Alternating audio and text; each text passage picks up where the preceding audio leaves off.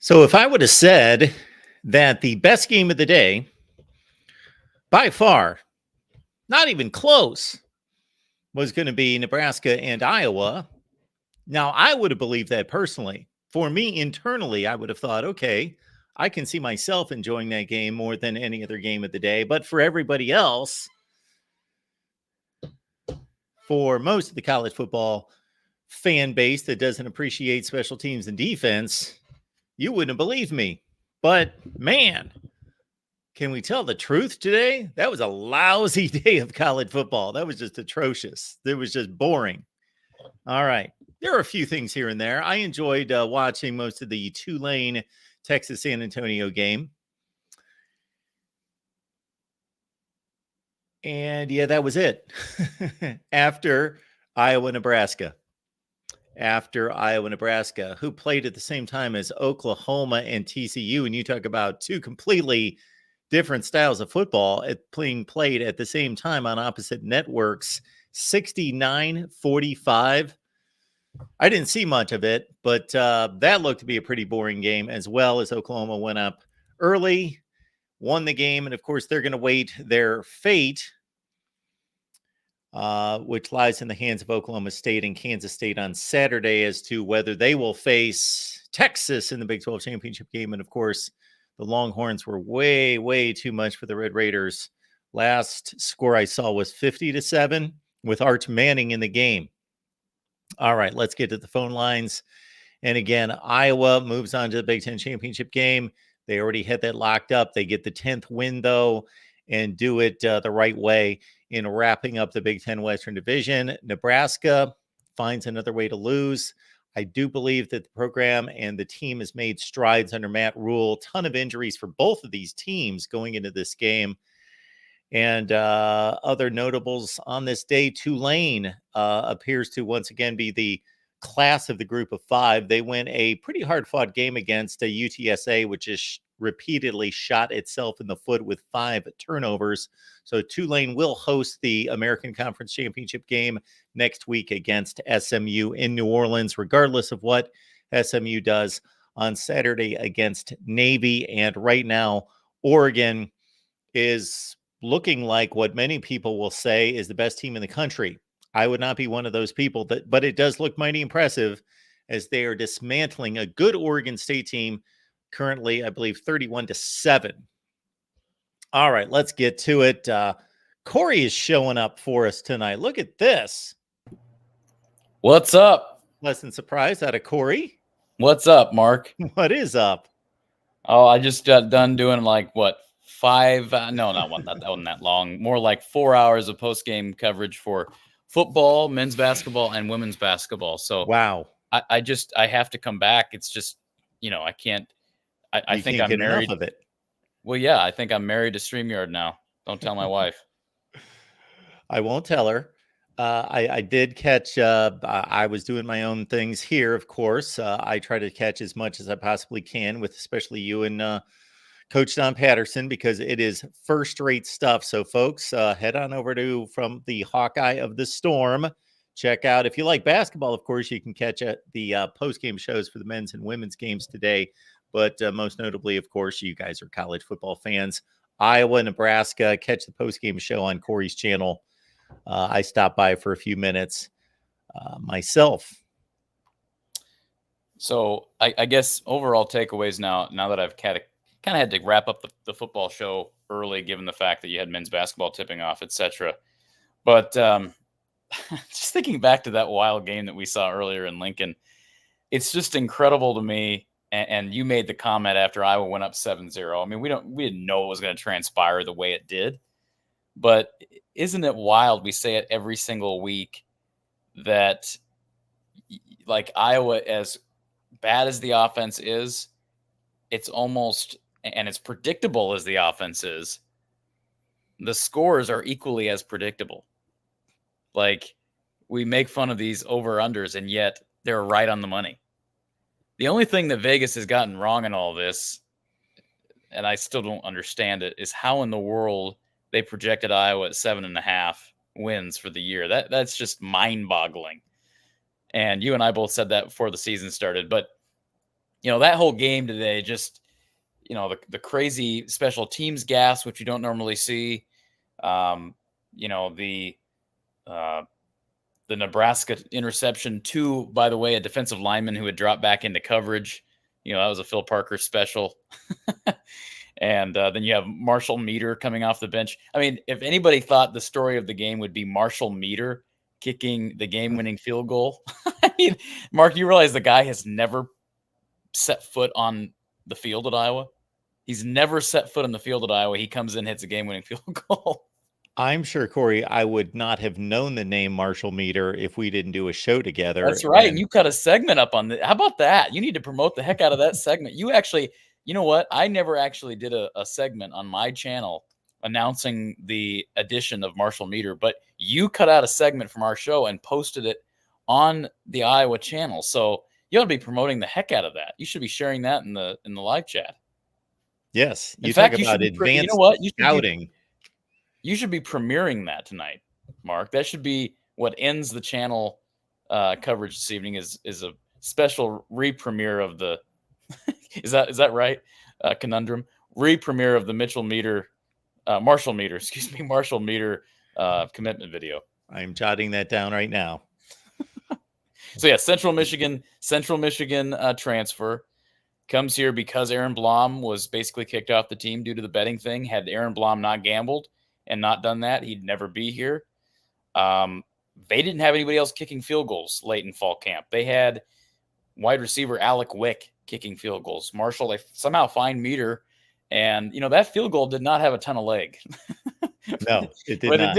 It didn't need a ton of legs, so that's good. But boy, I can't give that kid enough kudos. Just imagine being in that moment, having never kicked in an Iowa game, coming on the road, final game of the year against your rival, in that moment, with the special team struggles prior to him. And Torrey Taylor didn't have the best of days.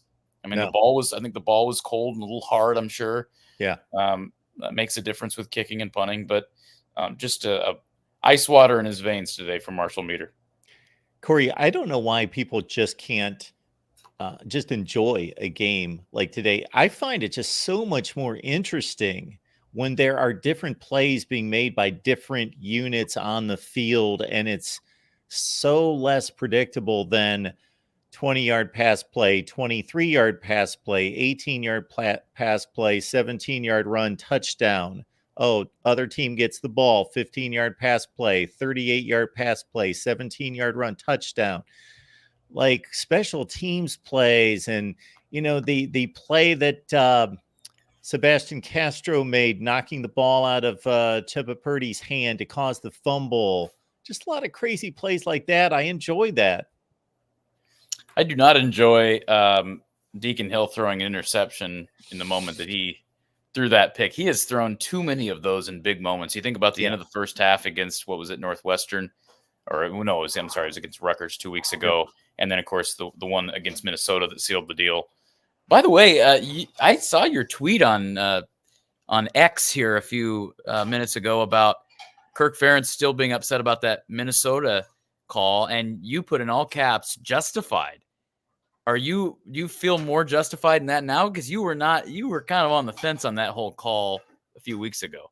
I was being supportive of the technicalities of the rule and trying to be understanding of how that could be interpreted. But I do believe, number one, that from an objective standpoint, that for the good of the sport, for any sport, that sensibilities have to supersede the letter of the law in the rule book, especially if the letter of the law is vague and the interpretation of such is vague, and what happened on the field is vague in terms of it not being, even if I thought it was a stupid rule or it was technically just not necessarily the way it should have been written, but it was violated, then I could back that up. But everything involved was sketchy and borderline. But when you get right down to it, I'm putting myself in his place as a competitor and as somebody who, puts everything he has into building this program, leading the athletes, and them being that close to being a serious contender for the college football playoff, yes, I'm going past the actual justification of just how much that Rhule screwed them, but where his feelings must be concerning that. And that as a human being, yeah, that's justified. Yeah, and I just think that the call was horse crap. And I know a lot of people are going to say, why are you bringing this up from a month ago? But you just hit the nail on the head. You can hate it all you want. You can cry in your mommy's lap. You can, be your aunt's bosom buddy. But I'm just telling you this right now. If they had won that game, if that call had not happened, they would be in the playoff discussion right now. They'd be 11-1, and the Big Ten championship game would be just like it was in 2015. You win and you're in. Now, there's no question they have a worse chance, significantly worse chance of winning the Big Ten championship game this year than they would have in 2015. I get that. But imagine, Mark, if they do somehow win. Like, just imagine that for a second. Mm-hmm. We talked about this leading up to, the last couple of games, and I asked you a couple weeks in a row now. I said, if somehow something happens to where they end up 11-2, Big Ten champions with an impressive win over Ohio State or Michigan, does the playoff committee look at that Minnesota game differently? And I know we've kind of said, probably not. Should they? Maybe, probably not. I'm telling you, we're kind of playing, we're playing the theoretical game. We're kind of playing in a fantasy land here because we don't actually believe that Iowa's got a chance against Michigan or Ohio State. So now just try to imagine it actually happening. If it actually happens and the tide has turned that much and that much has changed from the last week, then at 11-2, there's going to be a lot of Iowa fans clamoring for the committee to do just what we've been talking about. And it won't, like I say, chances of it happening, slim to none. And as Hayden Fry would say, slim likely left town already. But it is amazing. And the emotion from Kirk Ferentz, it is what makes college football great, because this has been an unbelievably well-handled situation as a head coach. A lot of adversity. Some of it he's brought on himself with the Brian Ferentz situation, between injuries and the Brian Ferentz saga and the drama there. This guy still led this team to 10-2. Now, we do know what position Iowa would be in. Let's say they were 11-1 right now, that the right call was made, and then they defended the final 90 seconds, as most people would expect them to, and won the game against Minnesota 12-10. Their resume would be awfully, awfully weak. But if they beat Michigan or Ohio State in the Big Ten championship game, they would have earned, in my eyes, a playoff bid, unless you could have a situation with an undefeated Florida State team, an undefeated Georgia team, one-loss teams winning the Pac-12 and the Big 12, that they could be left out because their resume would just be, even with an Ohio State or Michigan win, would be awfully. They would be viewed, even having pulled off a remarkable upset in the Big Ten championship game, and not that I'm all for determining which teams earned it. They would be given that TCU Cincinnati kind of treatment by fans and media going into the playoffs. And that's fine. I mean, it doesn't really matter, because they're probably not going to, they're more than likely not going to win next week. And B, this is how they win. This is how they play. They embrace it. So, but unequivocally, they'd be in the playoff hunt had that call not occurred. So, I don't know what it means. I thought it was just, I don't know if you've thought back to the history of this Iowa-Nebraska series in recent time. I know you've got quite a few Nebraska fans that follow your stuff, and for good reason, because, Greg, of course. But I was going to say, you look at what Nebraska did today and failing to make it a bowl game for yet another year, and how Iowa has how Iowa has won this series year after year after year. Do you realize now? I think I'd have to go back in the schedule, but like the last 6 years, you've got a Miguel Racino's game-winning kick, a Keith Duncan game-winning kick, a Caleb Shudak game-winning kick, and now a Marshall Meter game-winning kick. And likely Drew Stevens is going to snap out of what he's dealing with. He'll probably come back next year, and we'll have a Drew Stevens game-winning kick next year. I just think it's incredible. I've never seen a series so often determined in the final seconds, and yet we're so confident. You and I were so confident heading into this game. Even at 10-10, I made the statement at halftime. I'm like, well, it's 10-7 at halftime. At the second half, I said, they're going to win this game. I have no reason to think they're going to lose this. They're going to find a way to win, and Nebraska is going to find a way to lose. That's exactly what happened. Well, I've made the statement to you, I don't know how many times, but it's even magnified when they play Nebraska because of Nebraska's penchant to find ways to lose. Correct. The inverse of what Iowa does is that, and if I can phrase this the correct way, that I don't have much confidence that the score separation is going to be much. Typically when you pick a team to win by 2 or 3 points, that is directly related to your lack of confidence that they're going to actually win the game. No, I have a high level of confidence that they're going to win the game, but I just don't believe that it's going to be separated by as much of a score. And there we go. And I don't know that I said it on our show together. I must have said it on the Nebraska show. I think the score I threw out, not just as I did not make this an official prediction, but I did throw out the score 13-10 as an aside. It's kudos to you if you did that, but you're right. It's really not been that hard to predict these things. No, it's not. I don't consider myself some kind of genius, but I did throw that out on the Nebraska show. I said, this is going to be like a 13-10 game. Now I'll just tell you something real quick. Here's what's impressive. One of the guys that works closely with my show, he's a golfer, college golfer, and he and his buddy's an Illinois fan. He's an Iowa fan. Last week prior to the game, they went out and played 4 holes, and they had this scoring system that was basically supposed to predict the winner of the Iowa-Illinois game. It was really interesting. He's actually got it up on his Instagram. I'll have to send it to you. But what's crazy, he sent it to me before the game. It ended up being 15-13 Iowa. They hit it on the head. Now, 15-13 is a pretty odd score, even for Iowa. And but maybe the least odd for Iowa, if that makes sense. So anyways, final thing I'll say, and then if you have anything else for me, I'll hop off. But I keep being asked the question, if you're an Iowa fan, who do you root for tomorrow? And, I'll default to Ohio State simply because, their offense is not what it has been. And we've seen teams like Rutgers challenge them. And if it's not for a pick 6 against Rutgers, perhaps, Rutgers had a chance there in the fourth quarter, potentially, if it wasn't for that pick 6. So, I saw Iowa beat Rutgers 22-0 for a sake of common opponents. That's the one I'll zero in on.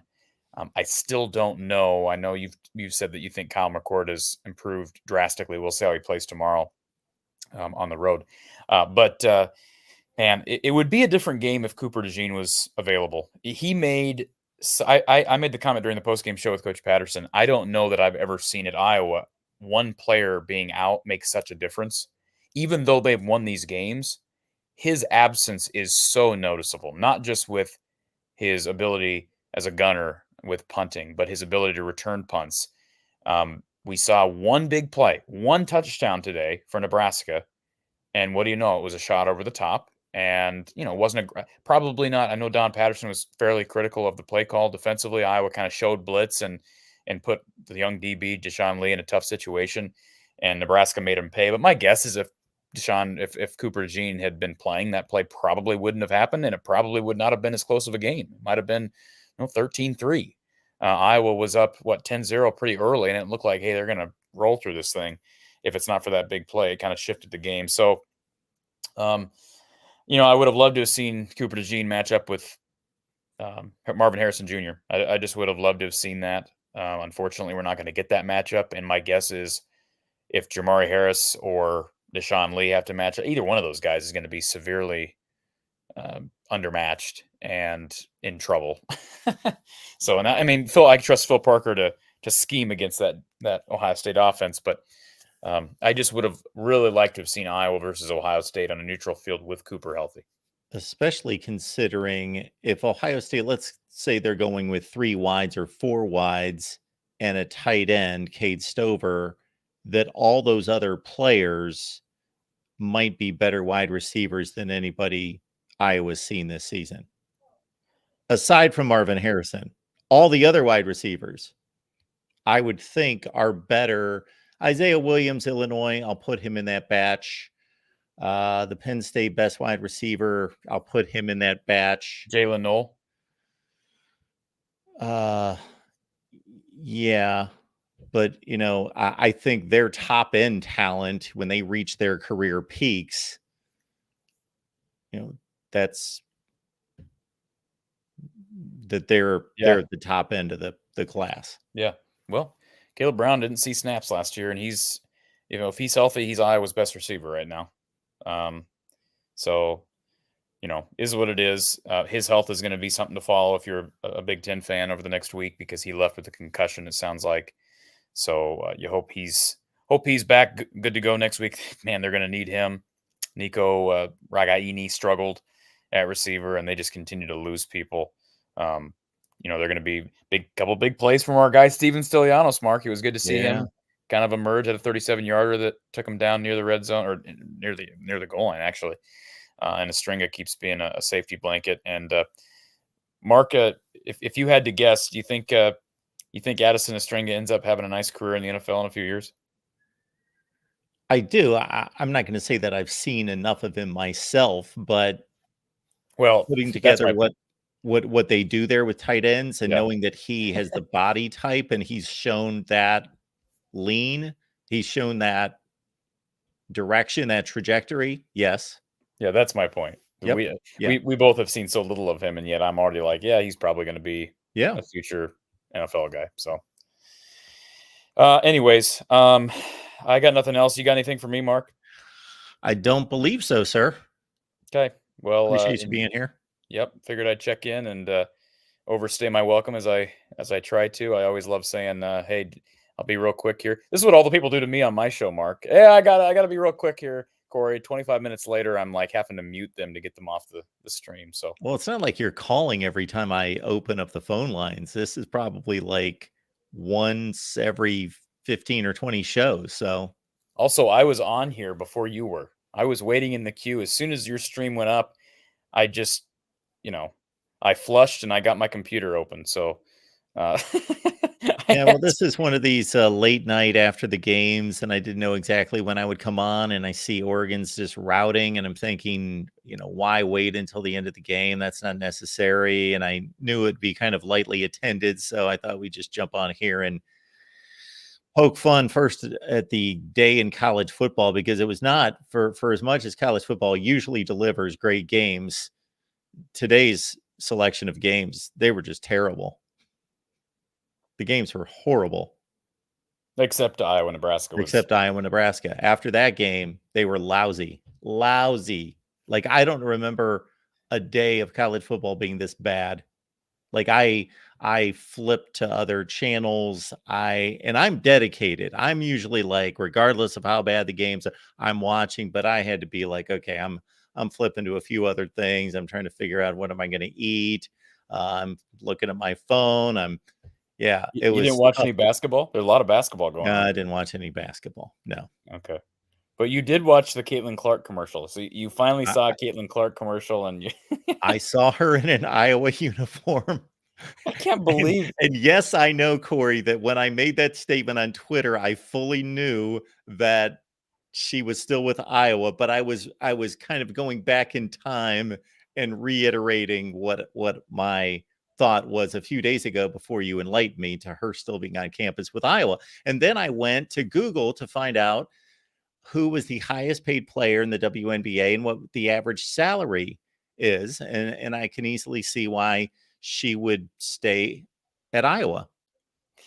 Yeah. And she's going to have endorsements and other means of making money when she goes pro, but she may come back for another year. Shout out to your Buckeyes, Mark. Really good win for the basketball team. I know you don't follow them really that much, but they handed Alabama their first loss of the year, top 20 Alabama squad. So that was a good win for the Big Ten basketball conference. It kind of struggled early on. So Iowa and Ohio State representing this evening, and I'll listen to your show here for a few more minutes and stuff like that. And we'll talk to you soon. All right, Corey. Thanks for stopping by. Sir. Corey Brad, of course, from the Hawkeye of the Storm. And again, even if you don't see it live, you're going to rarely see a better post-game show than you get with Corey and Coach Don Patterson. So check out what they had to say about the Hawkeyes win over Nebraska. All right, Lemansky, appreciate you being here. We've got my new fave, Mark Rogers' word, justified. Yeah, I just think, again, very briefly here, and we'll get to the other calls. Basically, it was a situation where in the moment, my analysis that day when that Cooper DeJean faulty fair catch signal was made, I looked at the rule. I looked at what he did over and over and over, and I thought, okay, technically that call can be made. But I even stated then I would not make the call. Certainly once it wasn't made on the field, should it be reviewed and then instituted on replay? That's ridiculous because that completely goes against the purpose for replay and review. And then just the spirit of the rule, the spirit of any rule in that interpretation of what should happen on the field. And it was obvious just in every such way that should not have happened and should not have been called. But I did understand where the officials or the replay review team stood on the letter of the law interpretation. But again, I thought it was poorly written and very vague. And now we stand at an Iowa team that has technically 2 losses that would most likely have 1 loss. It's about a 98% certainty that they would have hung on to the lead considering their defense and Minnesota's horrific offense. And they would be 11-1, and we would have a much more interesting college football playoff scenario in the Big Ten. All right, we got DeReal MVP checking in. DeReal, what's going on? Nothing much, Mark. How about you? I am doing just fine. What's going on? Well, it was funny. It was funny listening to Corey's call because I respect Corey. I like Corey, but him saying we're just 1 call away in the Minnesota game from being in the playoff contention. I mean, he's right, but I mean, come on, man. If that's what it is, you're not really a playoff team, Mark. Let's just be honest about it. Okay, well, let's be honest about this. I can see your point in that should a playoff caliber team be messing around with Minnesota 12-10 in the 4th quarter at home? No. Michigan beat them by 6 touchdowns. Ohio State was leading Minnesota 35-3 at half. That's what a playoff team does. However, let's also understand Iowa plays differently, number one.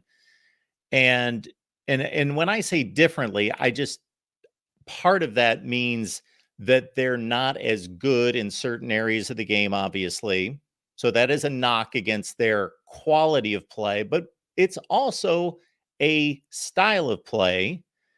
But also on top of that, playoff caliber teams do have off weeks in which they do struggle with teams like Minnesota, i.e. Florida State against Boston College, Washington against Arizona State, where they struggle against teams the quality of Minnesota. So that does happen during the season for playoff caliber teams. Right, but how many of those teams were trailing with less than 2 minutes to go in the game? Well, I understand that, but they struggled nonetheless in similar fashion. You're right. I just now to throw it back in your column, Iowa does it repeatedly. If you go through the history of the college football playoffs, we've probably had a couple pretenders make the playoffs that really shouldn't have been there. Didn't really. TCU last year, they earned it. I believe that they should have been selected, but they were not a talented enough team to be a playoff team, and they were exposed. Cincinnati did not have the schedule that earned a playoff spot. And then there are a few others that are comparable to that posted a number of results like that. But most playoff teams, I'll say all playoff teams that are legit throughout the history of the playoff have had one, maybe two of those kind of games during an entire season, and Iowa has a string of them. So I get your point. I also noticed he said he was comparing the Ohio State to Rutgers game versus Iowa Rutgers. It's kind of interesting. You just completely left out Penn State. Penn State didn't happen, Mark. It just didn't happen. Well, I also let the Rutgers comparison, if we really dove into it, Ohio State, there was a lot of game left when they were threatened in the red zone by Rutgers before they turned that pick six and turned the game around. And they did win by 19 points. It wasn't like they squeaked by, but yeah, they were down by a score and Rutgers was driving. And then they dusted them off with 21 straight points after that. And then, yeah, there was a game called the Penn State game. And I think we can agree that the better the quality the team, the more valid the result. Like, to try to compare, what did Michigan do against Minnesota? What did Ohio State do against Minnesota? You know what? They both killed them. So what does it really matter if it was by 42 or 38 or whatever it was? But Penn State, okay, you're talking about a legit top 10 team in the country. So to compare two quality teams to see what they did against another quality team, to me, that's a much more valid comparison. And Ohio State and Penn and Michigan obviously played games in which they were competitive games, but they were clearly the better team against Penn State, and Penn State killed Iowa. Yes. Okay, Corey asked a question in the chat. He said, what is your point, MVP? My point is Iowa's a good team. They've got a good record. And when I mean good team, I'm talking about for all 130 teams. But in the playoff scenarios, Iowa's a complete fraud. They're a complete joke. They would get absolutely destroyed, in my opinion, by 30 against any legit playoff team in the country. They have no right being mentioned in the same breath, in the same conversation, and they would get wiped off the field completely. We believe so. Yes, I don't want to give away my pick, but I believe that this Iowa game against whomever they play, regardless of who it is, I think it's going to be a similar game. I don't think it's going to land in that 42-3 range that it did 2 years ago, but I also don't think it's going to be a close game. I can see like 27-10. Yeah, and like Porter's making the same comment. He says Rhule is right. Yes, in all sensible thinking of reviewing football, watching football, game after game after game, I think we can all see it, and we can all tell the legit teams versus Iowa not being an elite team by any stretch. However, they would have earned that right to prove that or disprove it. In your opinion? No, I believe that they play in the Big Ten Conference. They could be you're right about that right now, and they'd be playing a Big Ten championship game. And if they pulled off a win against Ohio State or Michigan,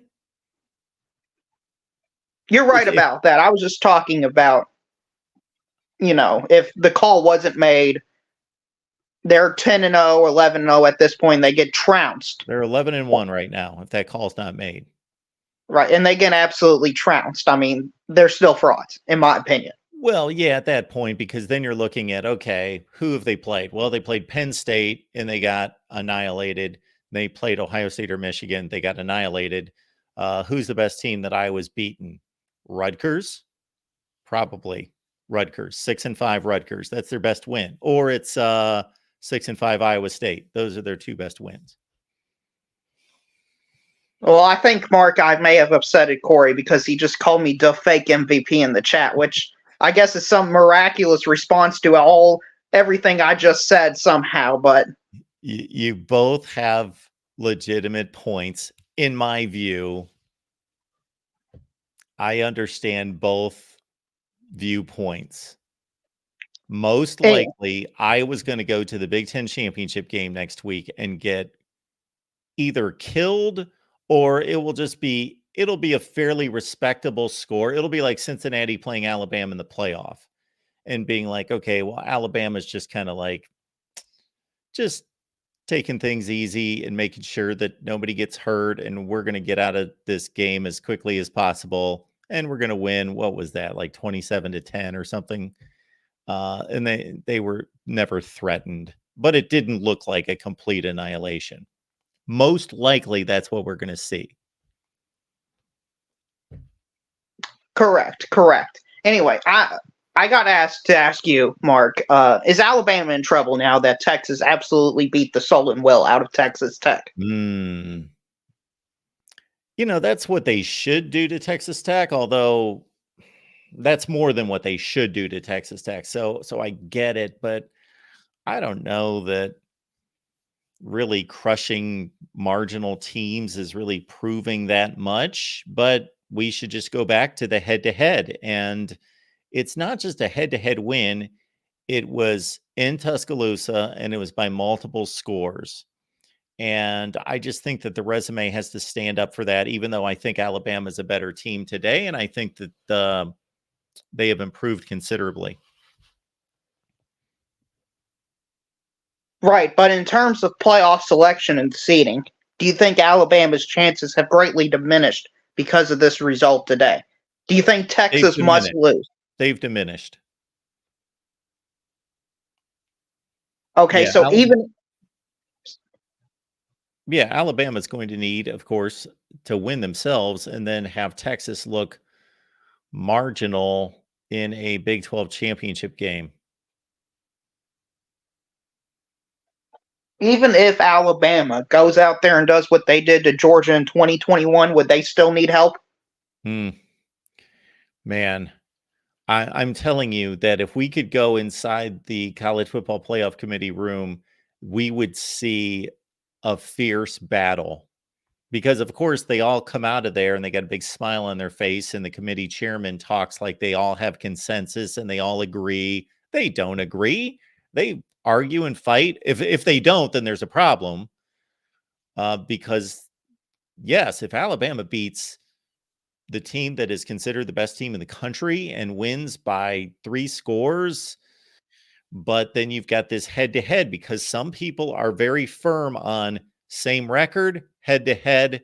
I don't care what else happened. It doesn't matter. And they're very tied to that. And I understand that. I'm not criticizing that.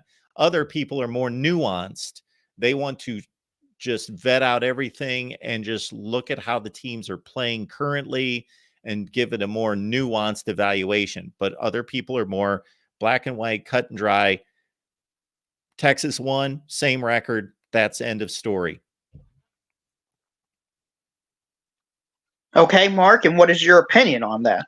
My opinion is you got to stay with the Texas win head-to-head. And we're going to see one of the best teams in the country left out of the playoffs, but it's happened before. Possibly. This might be the most egregious example of it. And the SEC being down doesn't help. If Texas A&M was out there beating Miami out of conference and LSU was beating Florida State, those would be much better wins on Alabama's resume.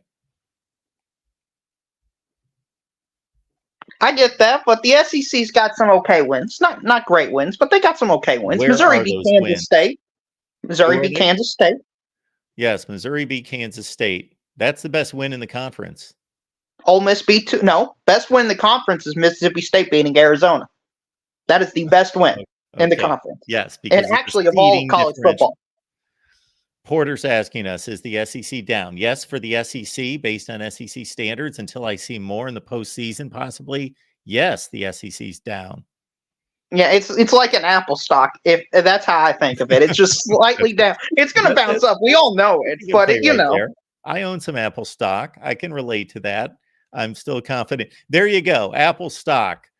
It might have been down 6 months ago by 30 or 35 bucks, but I was still going to buy it, and I would still buy the SEC. If we were going to play a round robin tournament, if we could have everybody in the country play, I'm buying the SEC, but I can't back that up. The results on the field say it was a marginal September for the SEC at best, to be kind, a marginal September out of conference for the SEC. So I can't rank them as the best conference, but Yes, my confidence would be that the SEC would outplay the other 4 conferences if we could start playing football right now and just everybody played everyone. I'm betting on the SEC a considerable amount of money.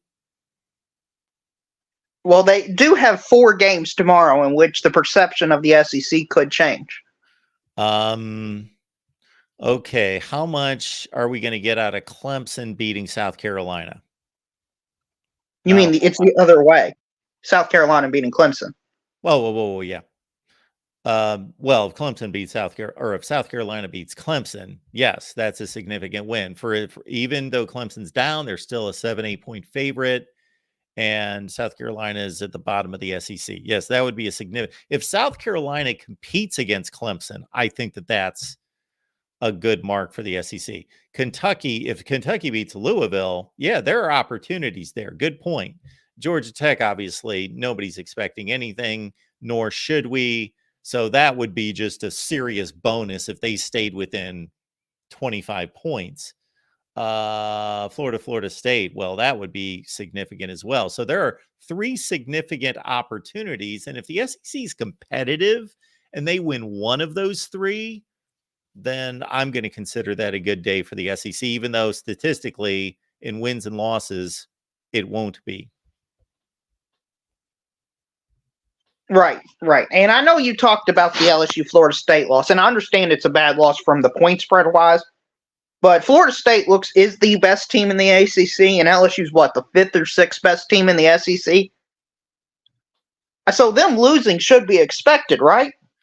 Florida State's, but yes. Yeah, it's another good point. You're on top of your game. Yes, these are things that I've said as well throughout the season. That we do have a Florida State show with 3 great Florida State analysts, but they do love to bring up that LSU game. But if you're a college football playoff team and you're the best team in the ACC, and LSU's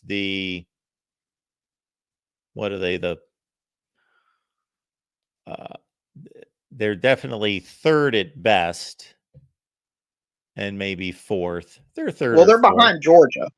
For sure. They're behind Georgia and Alabama. Now, Ole Miss beat them head to head. Ole Miss beat them, have a better record. Okay, so they're 4th at best. Okay, maybe 5th, depending on what you do with Mizzou. They beat Mizzou, but Mizzou's got a better record, so they're 4th or 5th. And yeah, the best team in the ACC. Yep. Porter is giving us just distinguishing that LSU is the 5th best team in the SEC. Okay, there it is. They are 5th. All right. Yeah, right now by half a game because Missouri beat Arkansas today. Even though they went to Missouri and won by 10 points. Okay. Right. Well, 6-2 is better than 5-2, Mark. I understand that. So let me ask you about these games tomorrow, and I want to go with my game. I know there's Ohio State, Michigan fans, but you know what? They have all the time to talk, Mark. As a Kentucky fan, I kind of feel down and out. I kind of feel beaten and just completely on the mat, like we've got nothing left for the season, and we're playing a juggernaut of a team. How do we win this game? A juggernaut? We're playing another top 10 team, Mark. I mean, their record looks like a juggernaut. They are not a juggernaut. Well, what I hear is records the only things that matter nowadays. So SEC football, there's asking the same question. Can Kentucky beat Louisville? What's the point spread on that game? A touchdown? 8? It's anywhere between 7.5 to 6.5. Well, that tells you the whole deal right there. Louisville's not a great football team. Okay, they needed a goal line stand to beat a 7-5 Miami team last week. They lost to Pitt by 3 scores. They beat NC State by a field goal. They beat Virginia after they were down by 2 scores in the 4th quarter. Now, I think Louisville's better than Kentucky. Their resume says that. But shoot, Kentucky can beat Louisville. Absolutely. Is that a night game? It's a noon game. It's at 12. Oh, that's a noon game that I will not be paying attention to. I'm going to be distracted at noon. More distracted than I usually am. But I guess that could be on my second screen there. So they don't have to deal with Louisville on the road at night, if you believe that that's a factor. Well, Mark, this is only the third time Louisville has sold out their new football stadium, and their first time they've sold it out against an opponent not named Notre Dame. Is that still called Papa John's Stadium? No, it's L&N Stadium. Oh, it's some railroad company for Louisville and Nashville. Okay. So I'm going to give Kentucky a 35% chance of winning. I would appreciate that, Mark. And I was looking at Louisville's schedule, and you know what's crazy is they have played one road game on a college campus all season. What? One road game? Yeah, seriously. On a college campus. Okay. So but Miami still, doesn't count.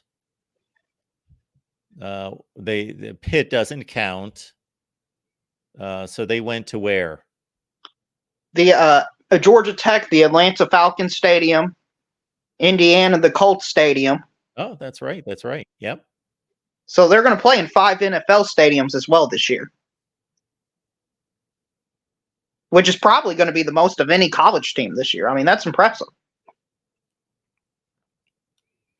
Yeah. I don't know what that really tells us, but yeah, they haven't had to play on campus, and they're not going to be playing on any more campuses. Well, my only point in that is I wish Kentucky had a schedule like that, Mark. I wish we had a schedule where we could just avoid all the road atmosphere and just play on like these quasi-neutral site games, you know?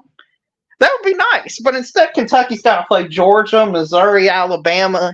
I know everybody thinks the SEC is a terrible conference and we're just down, but there's actually some good teams in it, believe it or not, Mark. Well, I'm sure you would trade your schedule for Louisville's this year.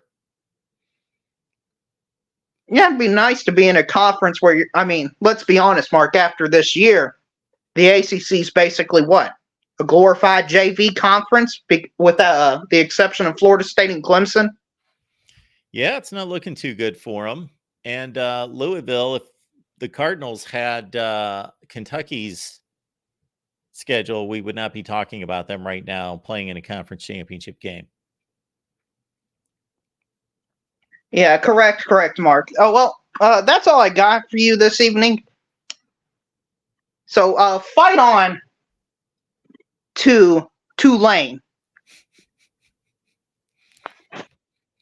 Absolutely. Fight on, Green Wave, looking to become a second consecutive group of 5 rep in the New Year's 6. So we can see Penn State fans, Oregon fans, Washington fans, Texas fans, fill in the blank. You can look forward to a date against Tulane. And then you've got the no-win situation of you have to win. And if you don't win, you look bad because you lost to a group of 5, regardless of how good they are. It just looks bad. So you're in the no-win situation. The loser of the Ohio State-Michigan game is going to be in a no-win situation either, because they're most likely going to be playing Louisville in the Orange Bowl. And what's going to be expected there? It's going to be expected that they win by 20 points, or even if they've got half the team opting out, or, that's a no-win situation either. All right, we got Jackson on the line. Jackson, what's going on? Oh, it's going pretty good. It's been a happy Black Friday. How's it going with you, Mark? Happy Black Friday. Any particular reason why? Well, another great day of college football, like Nebraska, Iowa, and what looked like a dominant basketball game, but right, Big 12 football, Oklahoma, TCU. Well, Jackson, I'm going to tell you that I would like to look at the world through your lens, because I came on here and said that was probably the worst, most boring day of football I've ever seen. Yeah.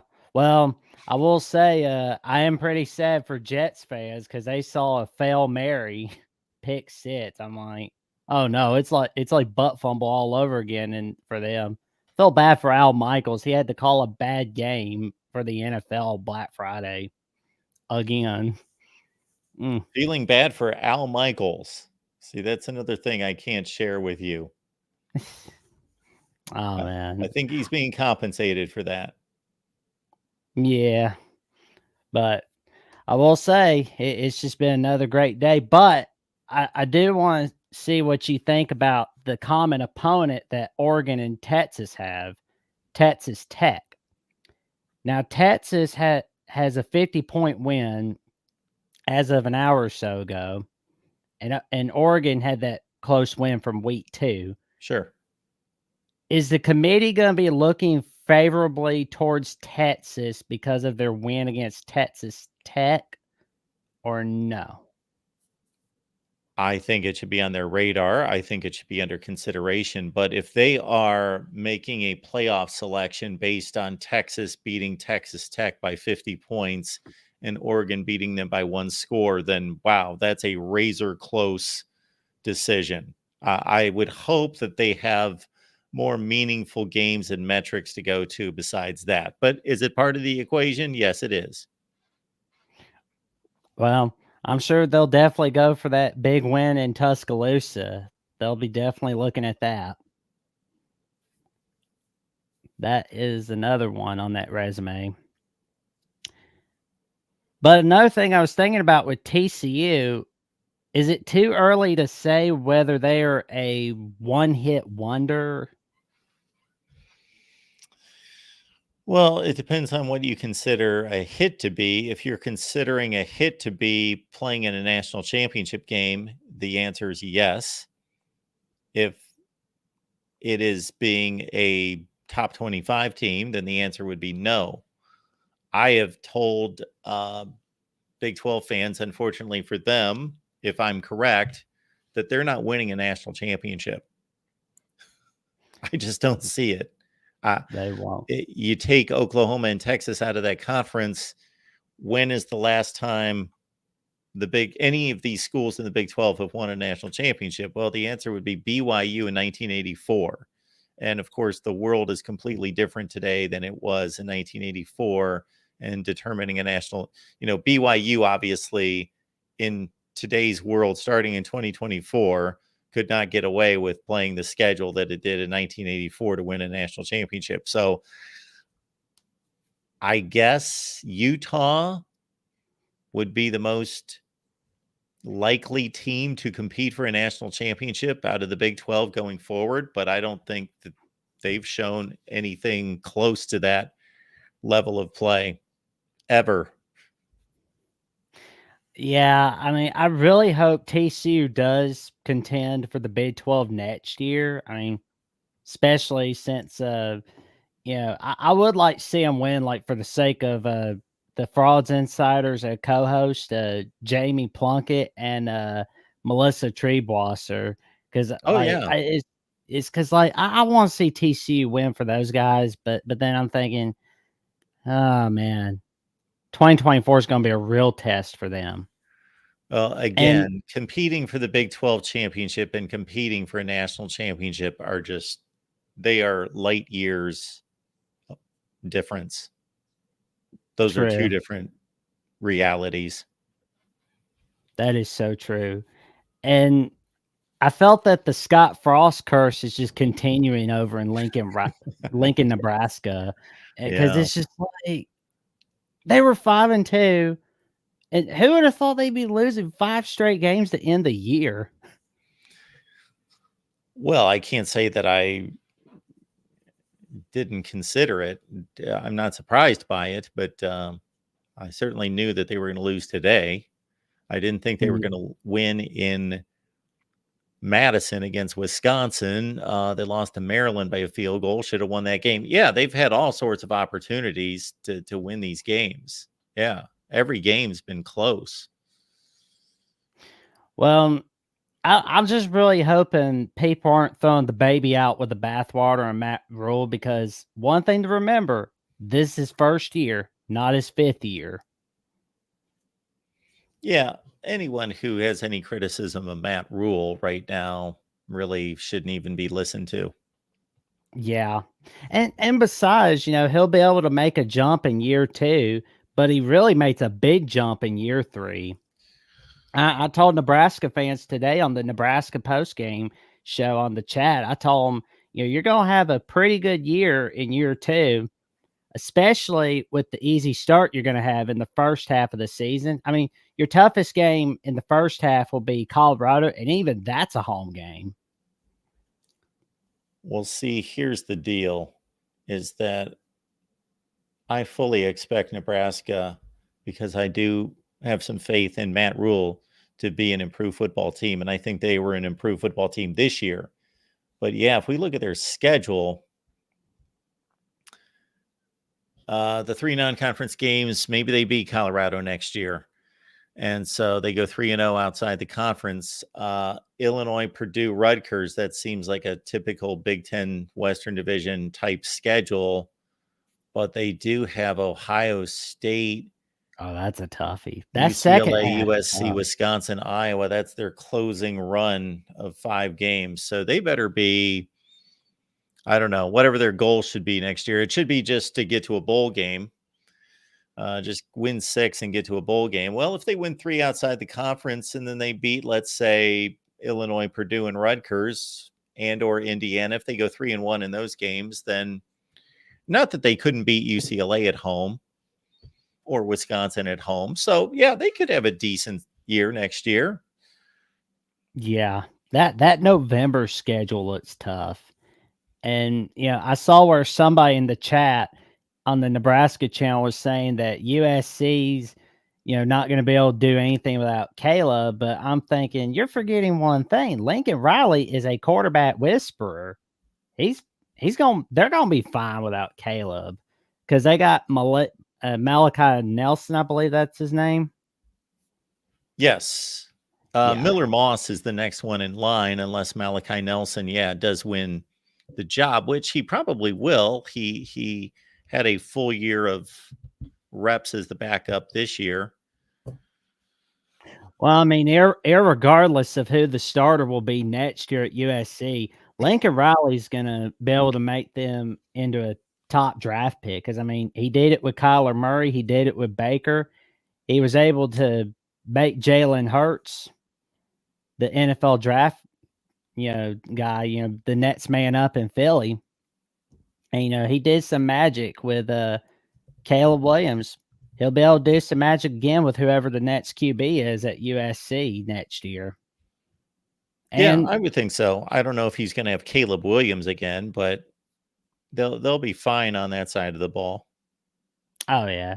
Caleb's probably going to be drafted by the retirement home of the NFL.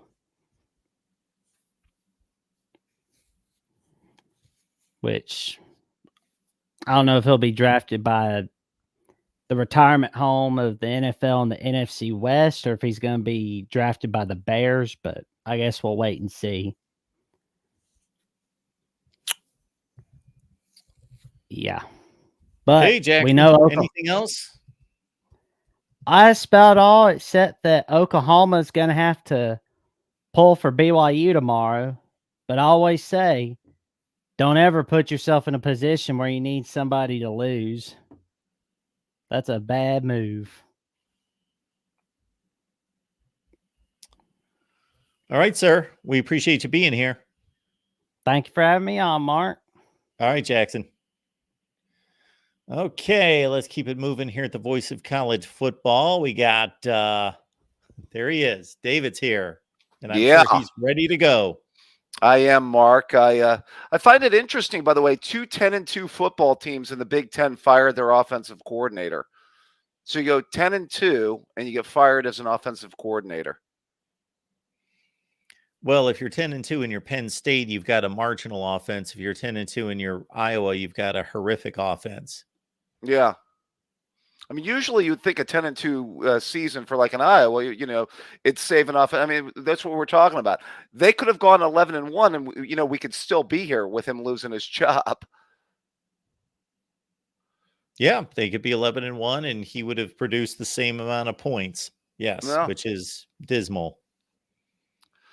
Yeah, it's pretty rough. By the way, I do want to make a quick comment on that Texas-Alabama thing before I went to get into the festivities tomorrow. I do think that the path for Texas is obviously to root for Florida State to lose. The path for both Texas and Alabama, I would think, correct? Yeah, the path for everyone is to root for Florida State to lose. Okay. Because the Pac-12 team should be rooting for Florida State to lose. Anybody that's on the bubble should be rooting for Florida State to lose. Sure. One would say it would be rather obvious at that point, though, Mark, because if they lose, winner of the Pac-12, winner of the Big Ten, winner of the SEC, and then Texas could be your 4 teams. Yeah, unless Alabama beats Georgia. Yeah, then it becomes debatable. Well, yeah, because then you think that they would be inclined to take both Georgia and Alabama and still leave out Texas. It depends on who's winning that room. I don't Yeah, know what that is. Right now, they're telling us that the head-to-head matters because they're ranking Texas above Alabama. Unless they could some in crazy way tell us that Texas's resume is better than Bama's otherwise. But they're basically telling us that and I haven't seen these interviews. You guys Yeah. probably know more than I do, and I should get on these conference calls and listen to this. They send me the link every week to listen to the conference call, but I'm on here, and then by the time I get done, I don't even think about it. Anyway, where they answer all the questions from the media on their selections. So I'm sure they're asked that every week, or at least the initial one asked, why is Texas ahead of Bama? Is it strictly a head-to-head situation? So I don't know what that answer is. I'm sure that's the answer. I'm guessing.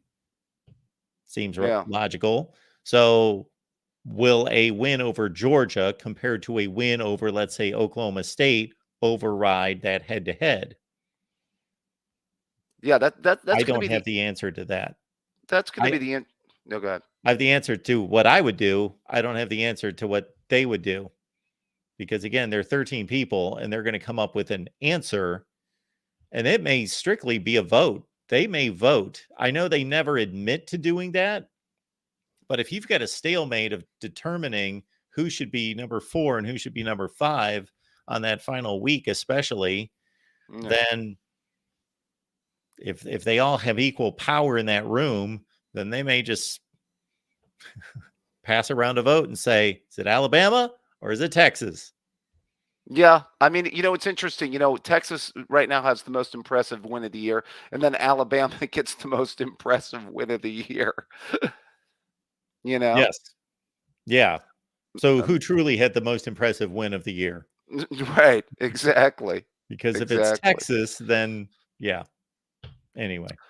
Well, let's talk about a team that's going to get an impressive win of the year tomorrow, Mark. I may be tipping my hand a little bit. I know you're probably not surprised by that.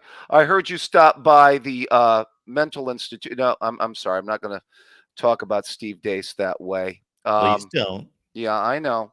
I would prefer if Mr. Dace would stop trying to pick Ohio State's next coach and stop making decisions about who Ohio State should have and have as their head coach, depending on the outcome tomorrow. I think that I was glad that you pushed back on that, Mark, by the way.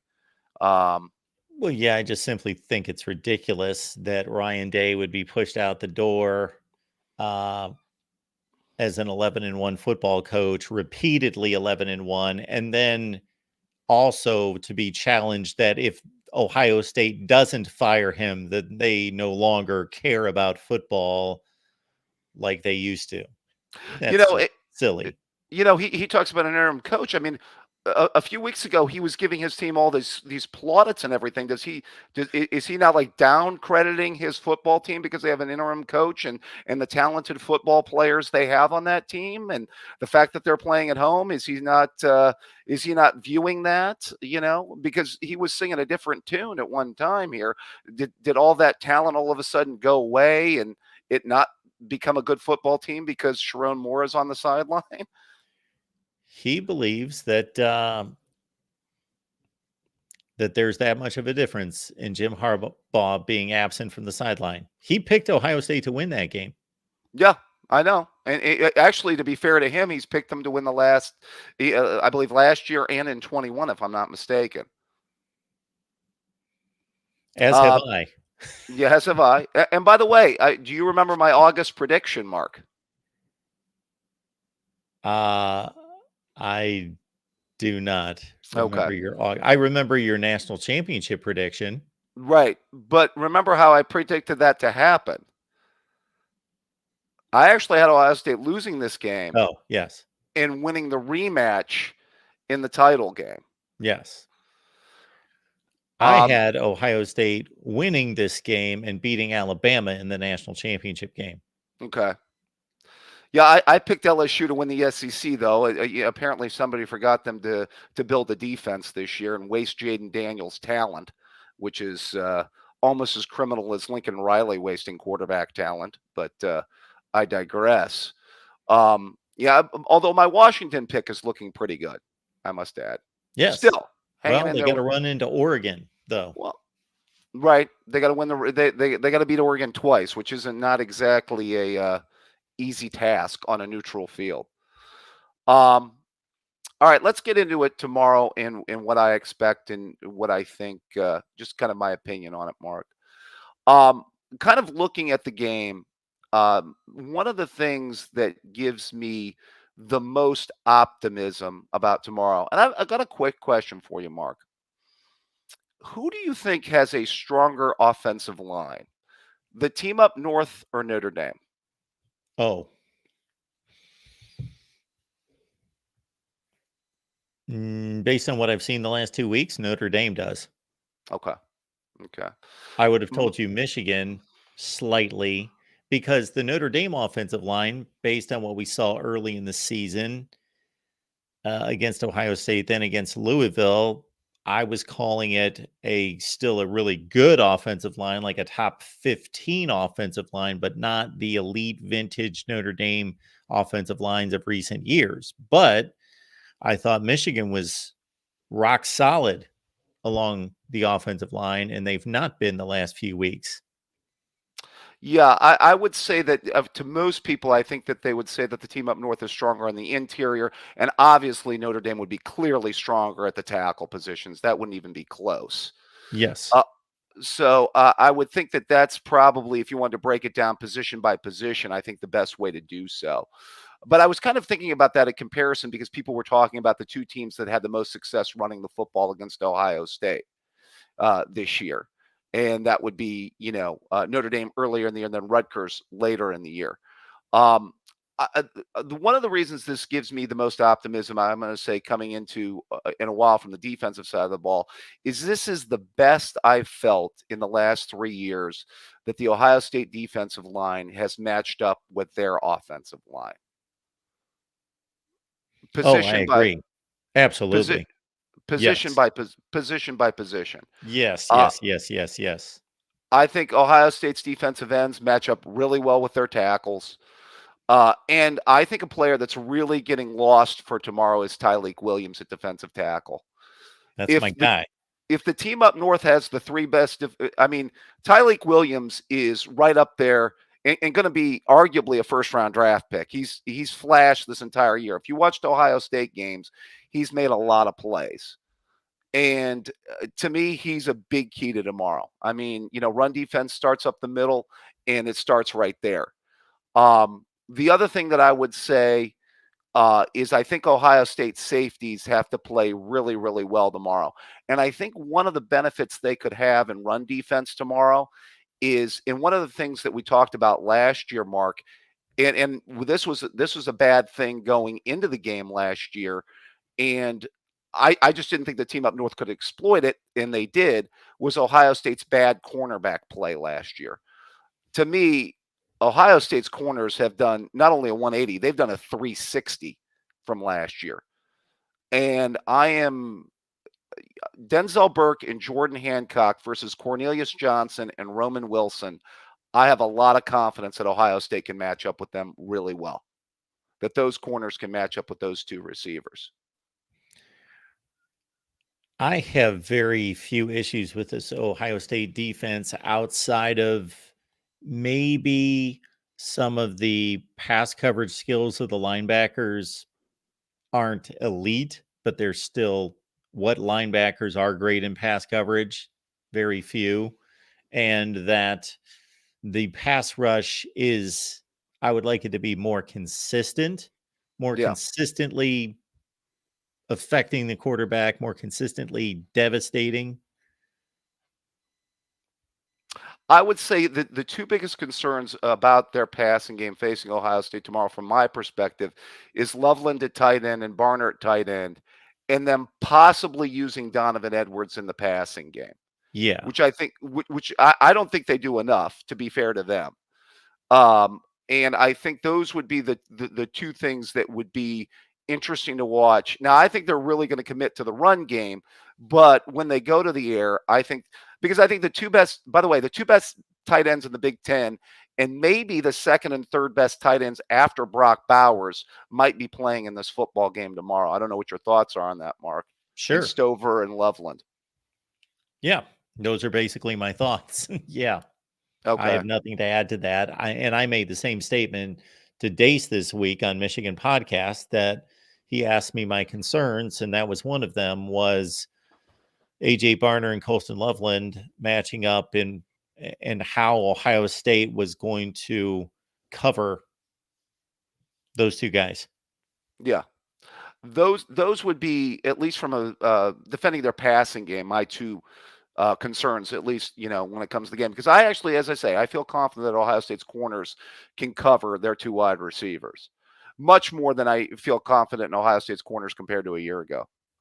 To the offensive side of the ball, I don't agree with Steve Dace on many things, but he's absolutely right when he says pass pro, I think, is the single biggest key to Ohio State's offensive game plan tomorrow. I'm going to be really interested to see what Day's game plan is tomorrow. Does he work short to long? How many chances does he take down the field? Just how much? I mean, obviously, Travion Henderson's got to be a huge part of this game plan. To me, he might be as much or more of a key offensive player than Marvin Harrison in this game. Your thoughts, Mark? Well, certainly Travion Henderson is going to touch the ball, hopefully more than Marvin Harrison. Yeah. That's just obvious. So he's probably going to be in that 20 to 22 carry range, and then hopefully have a 3 or 4 catch day that's meaningful, versus I would think, it'd be great to see Marvin Harrison go off with 15 catches for 200 yards, but to be more realistic, hopefully they can target him enough times to get him 8 or 9 catches for $125, and hopefully a couple of scores in there. Yeah. But like I mentioned to somebody earlier, that I just believe that they are in a conflicted standpoint in trying to shade their coverage, because I do think that Tate and Ibuka and Stover can be that effective that they can't overplay Marvin Harrison. And that's what I was trying to gauge. And I asked Zach Smith that this week about Ibuka and how healthy he believes he is, and if he's fully back. Because if he is fully back to being a Mecca Ibuka, then that's obviously huge news. Yeah, agreed. I thought he looked healthier against, at least as far as his explosiveness and his just athleticism last week than he had the previous 2 weeks. I agree with you. He's going to have to make a few plays tomorrow, as is Stover. I think I'm in a complete agreement with you. They should utilize Henderson in the run game. I think that, those wheel routes, swing passes, screens, going to be a big, big part of that game plan, I would think, tomorrow for Day. And, what they try to do offensively. Bottom line, I'm going to be looking at the interior of that offensive line. I think the guards are good, but I think everybody thinks that the mark, or the key player that has to play well, is Carson Hinsman, the center, especially against the strength of their defense, which is those D tackles. Now, see, I saw a breakdown with Urban Meyer and Jerry DiNardo tonight, as these lousy football games were on that were all 38-0 or whatever they were, that I started watching other stuff. And Urban Meyer said he considered the Ohio State offensive line to be the most improved positional unit in college football. I think they've gotten better in some areas, Mark. I think the guards are playing better. I think Simmons is playing better at tackle. Fryer has his moments that are, up and down. Yeah. But it's Hinsman inside. I still don't know why Luke Whippler went to the NFL to become a 7th round draft pick and sit on the Browns bench, because he has one good game in the Peach Bowl against Georgia, and Jalen Carter. I think he must have got some bad draft advice. But yeah, I think that inside is going to be a key. And then also I'd be interested to see how much Minner blitzes tomorrow. Just, I mean, how much he chooses to dial up blitzes and really get after McCord tomorrow. Yeah, I would think that he's going to see how his base defense does first before he starts taking risks, especially since Michigan's pass rush has been really effective without blitzing.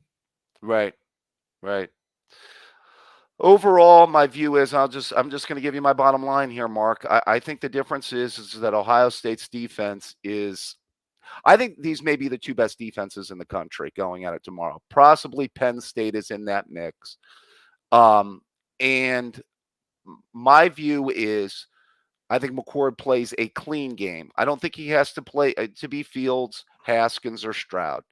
I mean, if he throws for 235 yards, 240 yards, and maybe a touchdown, as long as he takes care of the ball, I think that can be enough. I really do. Because I would couple that with Travion Henderson, and I think the Buckeyes can win this in the low 20s. I'm going to go 24-20. All right. I will make my prediction known before we go to the game tomorrow. So when we do our little pregame, I will unleash my prediction and predictions for the entire day. So we will do a little going out party, last regular season weekend. So I will unveil all my predictions for Saturday. If there is a guy that's disguised on the team up north sideline with like a mustache and glasses and a hat, is it an automatic forfeit at that point, Mark? Or do we just call off the game if that, guy happens to sneak into the stadium again? Or what are we doing with that? No, Will I think we're going to security have to be wait. notified? I think we're going to have to wait 2 years for that to be vetted out. And then, Okay. yeah, we will find out in 2 years that was just more hijinks from our friends up north. Yeah, well, maybe Steve Dace will put out another 15-point plan on that one. I'm sure he's full of those, amongst other things. He's your friend, Mark. I don't want to go there, but yes, he is. He's a great guy. All right, Mark. Well, as always, let's enjoy the game tomorrow. Hope for a good one. And as always, go Buckeyes. Thanks, David. Appreciate you being here. Take care, Mark. So this is all here's another aspect of the bias that we talk about here all the time. And again, I have no issue with people being biased because we're all biased. Some more than others, of course, and most of the people in the chat extremely biased, and the people that watch our live streams and our shows extremely biased. This can be proven about 83,000 different ways. One of which would be, so when you've got a game like Ohio State and Michigan here, and Michigan is a 4-point favorite, 3.5-point favorite, something like that. I saw all sorts of math models that were run a zillion times that said Michigan would win like 54% of the time. So you would think that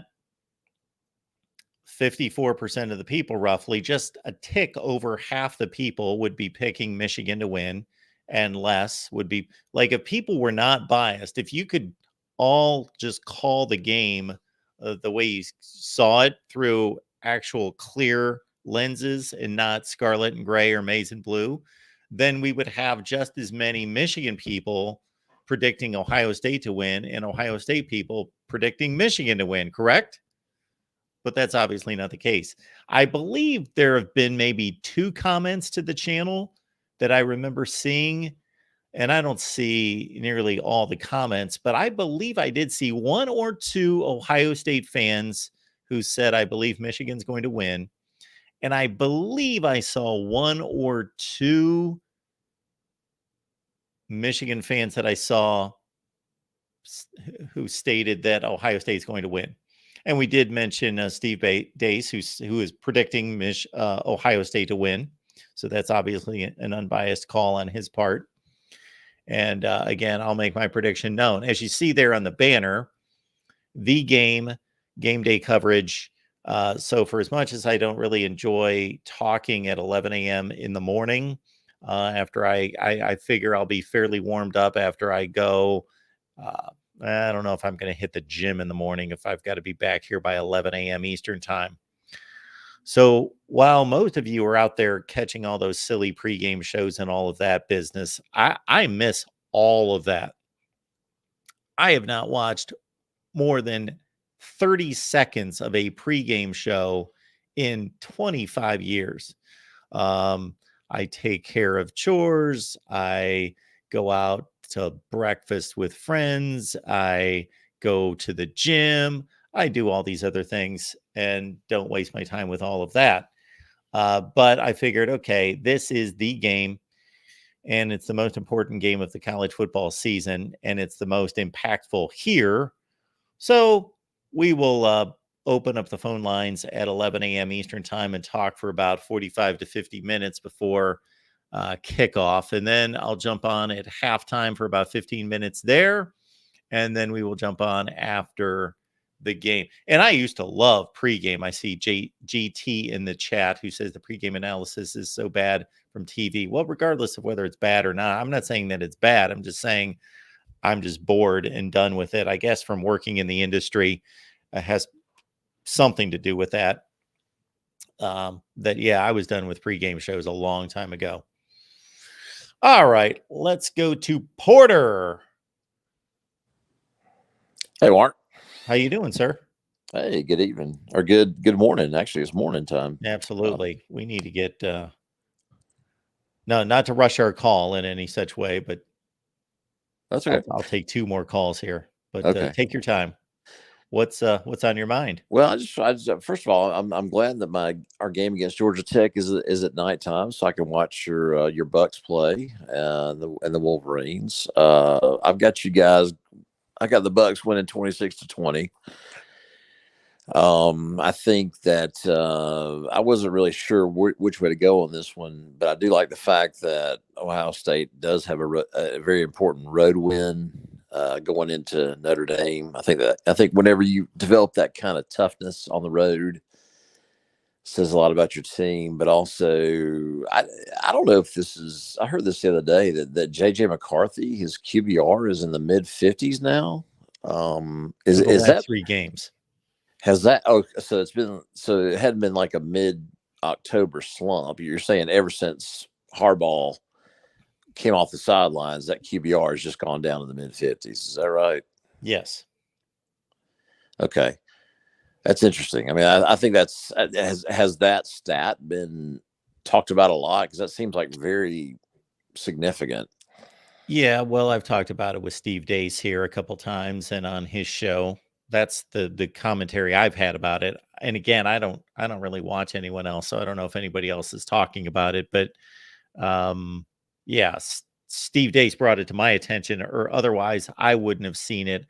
I'm looking at his numbers right here, and I guess it would only be the last 2 games, which I can't say that I really understand the QBR issue from the Penn State game. He only threw the ball 8 times. He went 7 of 8 for 60 yards. So what can we really gather from that? He completed the balls that he threw. Last week, he was 12 of 23 against Maryland for 141 and a pick. But before that, Penn State game 2 weeks ago, it was 24 of 37. I don't have the QBRs in front of me. I'm just looking at stats. But 24-37 for 65%, 335. Yeah, his stat lines are impressive. But yeah, that QBR number's out there. Again, it was brought to my attention and I commented on it, but I did not come up with that. Yeah. Well, kind of what I'm hoping for. I've been pulling for, obviously I pulled for Texas Tech tonight, and I'm going to be pulling for, believe it or not, the Gators tomorrow. So if Texas implodes, I shouldn't say implode. They've had a very nice season. I don't mean to discount. I'm not saying that they would, if they were to lose the championship game, they would implode. But if Texas loses to Oklahoma State and they have 2 losses and they're out of it, and let's just say Florida State loses say they're not ACC champ, who do you think, which conference looks best to add a second team to the playoff? Do you think it'd be the Big Ten or the SEC? The SEC. Okay. And that would have to be if only if Bama beat Georgia, right? Yeah, I don't think there's any question about it. The Big Ten has been, after the top 3 or 4, pretty marginal. And those, obviously you're talking about Alabama winning the SEC over Georgia. So that only gives Georgia 1 loss, and Bama, that gives them another quality win of that degree, which might be the best win in the country.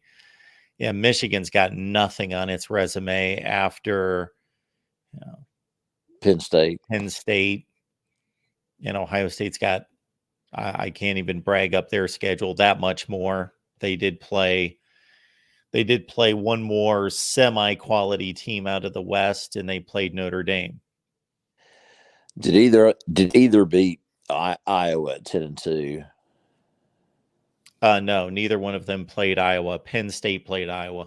Okay, gotcha. So, okay, that makes sense, because it's funny because I've been watching these last 2 nights, and I'm one of those guys that just, I think about all different scenarios, and people in my family can't understand why I was pulling for Ole Miss so strongly last night, and why I was pulling for Missouri this afternoon. With 2 10-2 victories, or 2 victories over 2 10-2 teams. Yeah, it just looks good for our resume in case we were to lose that game against Bama. In Atlanta. So I don't think there's any question that if you look at the history of the college football playoff, and I do agree with this approach, that the complete resume is meaningful, but the very top end of the resume is what they are really focused on. That team's ability to play well and either beat really good teams or possibly dominate at times really good teams or quality teams. So those top 2 or 3 wins, I think, are what they're really focused on. Yeah. And so let's see, Washington plays, I guess, Washington State tomorrow. So we're pretty much guaranteed we're going to get somebody out of the West Coast, I think, pretty much, right?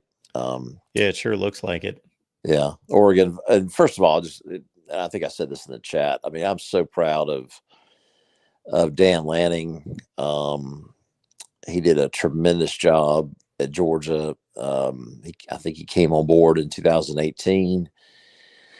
Did a great job heading up our defense through the 2021 national championship season, and I'm just so proud of him and the fact that Kirby can claim somebody from his coaching tree to be successful. And Kirby's only 47 years old or 48 years old. I can't remember, one of the two. So, for him to have this, kind of shining star is nice to have. So very, very proud of Dan. And I guess I shouldn't be too enthusiastic, because he may end up beating us in the playoffs. So, but glad to see him do as well as he has these last 2 years. So anyway. Very, very proud of Oregon. That's kind of my second favorite team.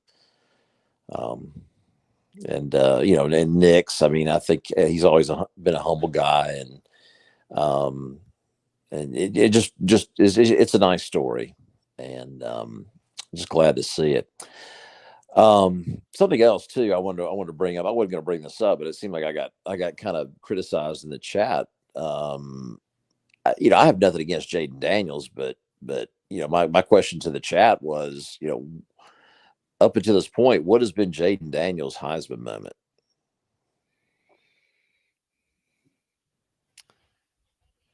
Jaden Daniels' Heisman moment. That is a great question, because he's played probably his best football for the most part in losing efforts.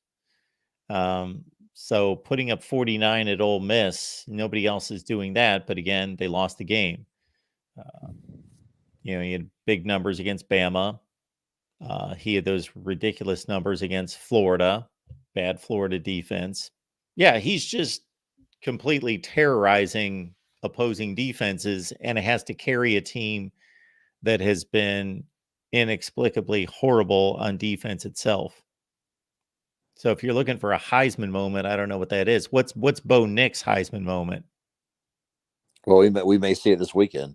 Yeah, we may see it this weekend. But again, just to your point, I think Michael Penix had one in pulling out the game against Oregon, but Mhm. Bo Nix did not do that, and he doesn't have he's got great numbers and great games throughout against all these teams, but he hasn't had to do anything extra special in the clutch. I just never thought we would see. I thought once we got past the whole Barry Sanders and Paul Hornung and that whole era where we were just trying to crown the best player, we kind of went through a period where, you know, we kind of shot away from the whole 8-3, 8-4 team player that just showed out on the field but didn't win a lot. I'm kind of with the, I guess the Heisman Well, Athletic Club. RG3 won a Heisman Trophy like 25 years after Barry Sanders in the same way. Well, when RG3 won it, didn't Baylor win a share of the Big 12 championship? No. Or didn't he go to a major bowl game? They were 9-3. They went to the Alamo Bowl and played Arizona. Okay. I guess I didn't realize that. I thought we were just going to, with the. If you stick the letter of the contenders. law of the Heisman, it has nothing to do with the team. Well, I mean, yeah, technically it's pretty open to interpretation, really. But I think it just goes to the most outstanding player, and then it speaks to conduct off the field. But in terms of on the field, and I'm not arguing with you, because I believe that there should be a team or a winning component too. I've always thought that there were three elements to winning a Heisman Trophy. Number one is statistical. Number two is winning. And number three is basically either dominating big games or having clutch moments, memorable plays throughout the season. Yeah, I don't disagree. But I kind of like, I guess, the way we were headed, the 2000s through, the 2010s, where it seemed like we were going with players that had that, that championship. I mean, you didn't have to win the championship, but at least, be in the running for the championship to win the Heisman. Lamar Jackson's 2016 team lost 4 games. Yeah, that's. I guess that's an exception, but then what is it? The previous year was the Bama running back that played for the Titans. I mean, didn't he win? Derrick Henry. Yeah, Derrick Henry won it in 15, but I've given you 2 in the last 12. Yeah, that were nowhere close to a national championship caliber team. Yeah, I understand. There's a few. Yeah, and I'm not saying that's right or wrong. I'm just saying that's what it's been. I just think, though, that you need to have that moment. So, but anyway, one last thing. I wasn't going to talk about this either, but 2 callers prior, it was kind of cool. He, I guess it was you that threw up the Nebraska schedule next year, and Nebraska is playing Southern Cal, and you and I are about the same age. I've been watching college football since the late 70s. Yep. I cannot recall Nebraska playing Southern Cal. Do you recall that? Just in a bowl game, they did. They played about 7 or 8 years ago in the Holiday Bowl. Oh, but nothing substantial then. I mean, we're talking. I'm 53 years old, and I've seen, I guess, 3 national championships by both programs. So I've seen 6 in my lifetime by both these combined. Yep. And I just can't recall these guys playing for anything significant in my lifetime. So So anyway, it's kind of fun. I mean, But you they're know, not going to be playing for anything significant next season either. no, I don't think so either. But I'm just, you and I are, Sure. we like the name brand teams, Absolutely. and we like those helmets and all that. But this is another example of how next year is going to be even more exciting than this year. So it's going to be, from next year on, it's going to be an amazing ride we're going to be on as college football fans. And I know that you love this 12-team playoff, and I generally do as well, but it really calls into question some very awkward, fairly likely scenarios, especially in the Big Ten, with Ohio State and Michigan in particular. Well, I mean, I don't really know. Again, I'm not keeping up with being the South and the SEC guy. I'm not really keeping up with how they're going to organize I guess it's going to be what the top two teams play for the Big Ten. Yeah. So regardless of how it's organized, if you have a no division conference, then, and that's what the Big Ten has told us that they're headed toward. If you have a no division conference and you stay with tradition, which I can't imagine they're going to get away from Ohio State and Michigan playing the final weekend of the season. That's not going to change. No. That for the last 3 years, now the entry of the 4 schools from the West Coast could greatly impact this in terms of there being multiple losses and tougher schedules. So that's going to impact it. But 2021, 22, 23, not only would Ohio State and Michigan have played in the Big Ten championship game, there was no threat to either one of them not playing in the Big Ten championship game, meaning going into their final game of the season, they were both secure in a loss, not hurting them or taking them out of the Big Ten championship game. So it would be one thing going forward if there are seasons in which, let's say, Michigan's undefeated and they can lose to Ohio State and go to the Big Ten championship game, but Ohio State has to win to make the Big Ten championship game. So it still makes that game important from a championship standpoint. But when you go into the final game of the season and they're both assured of playing a rematch the next week, then that causes that puts this last game of the season in jeopardy from a competitive standpoint. Yeah, it's but think about it. 2021 though, you did lose to Ohio State did lose to Oregon, so there may be a chance where maybe Oregon, would have gotten in that 2021 game. They had over 3 Ohio losses, State. but So yeah, they may. I mean, maybe so. But my point is, Yes. you never know with the trips out west, Sure. and the way you're incorporating Oregon and some of these other teams, that it may not be that much of a cakewalk like you think it may be, going forward. So Yeah, that's what I stated. But I'm just saying the last 3 seasons would have played out to where that game would have been, in a sense, meaningless. And I've been saying this, since I've been calling your show. We've been kind of kicking this, 2024 around. I still say the best position to be in is that team that makes it to the playoff that doesn't have to go to the conference championship game. Being a Penn State or a Texas A&M in 2020, or one of those teams, or Bama last year, where you don't have to go to that conference championship. What I think this whole conference championship game, I'm hoping it goes away. I think it's just a stupid. I think it's just stupid. I can't believe that I'm talking to a 53-year-old SEC fan who thinks conference championship games are stupid. Well, I mean, I think they've had their day. Well, I get your point. If it were up to me, through my perspective, it's not like I think you're crazy. Like, I get your point. I understand. It's just there's something, man. I would hope that we would be able to incentivize them to the degree that they maintain their importance.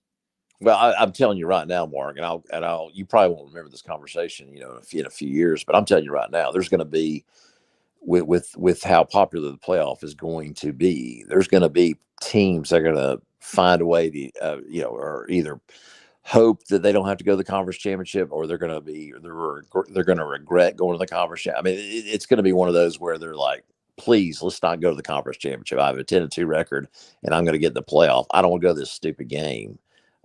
It's the playoff is much more important than the conference championship, and Sure it is. And I hate that. If it were up to me and I was the commissioner of the SEC and I was Greg Sankey, what I would do, I would go to a 10-game conference schedule and just name your conference champion at the end of the regular season, and just go with that. I mean, these conference championship games are so stupid. I think that's the way to go. But that's just me. And I understand that. And knowing that 10-2 team may have to travel to Seattle or Madison, Wisconsin to play a first round playoff game. Yeah, and they can rest up by not having to go to the conference championship game. So, yeah, the real loser in your scenario is the team that goes to the conference championship game and loses. Yeah, exactly. Yeah. Mm-hmm. Yeah. Because that's going to be a worn out team by the time it gets to the playoff, assuming that it goes to the playoff. Now, last year, when we beat LSU would not have gotten in the 12-team playoff after we got done with them. But, sure. More often than not, the runner-up for the SEC is going to the playoffs. So, anyway, it's going to be fun. It's going to be fun. I know it's late. I don't want to keep you on any longer. No, you're good. One more call, but hey, have a great day tomorrow. It's going to be a fun day, and I hope you had a great Thanksgiving. And I'll call in again. Thanks. Thank you, Porter. Same to you. I appreciate it. It's our guy Porter, Georgia fan. Love hearing from Porter. Smart college football talk out of him, and so I get his point. And my pushback is basically just tradition and being a purist. And when I say purist, I guess I'm not even using that term correctly to the hilt, because there were no conference championship games before 1992. And I had been a fairly long-standing college football fan at that point in my life, even though I was only in my early 20s. So it's not like conference championship games, depending on your age, are any kind of great tradition of college football. All right. Last call of the night. Let's get Jeffrey in here. Jeffrey, how you doing tonight? I'm doing really good, Mark. I hope you had a great Thanksgiving.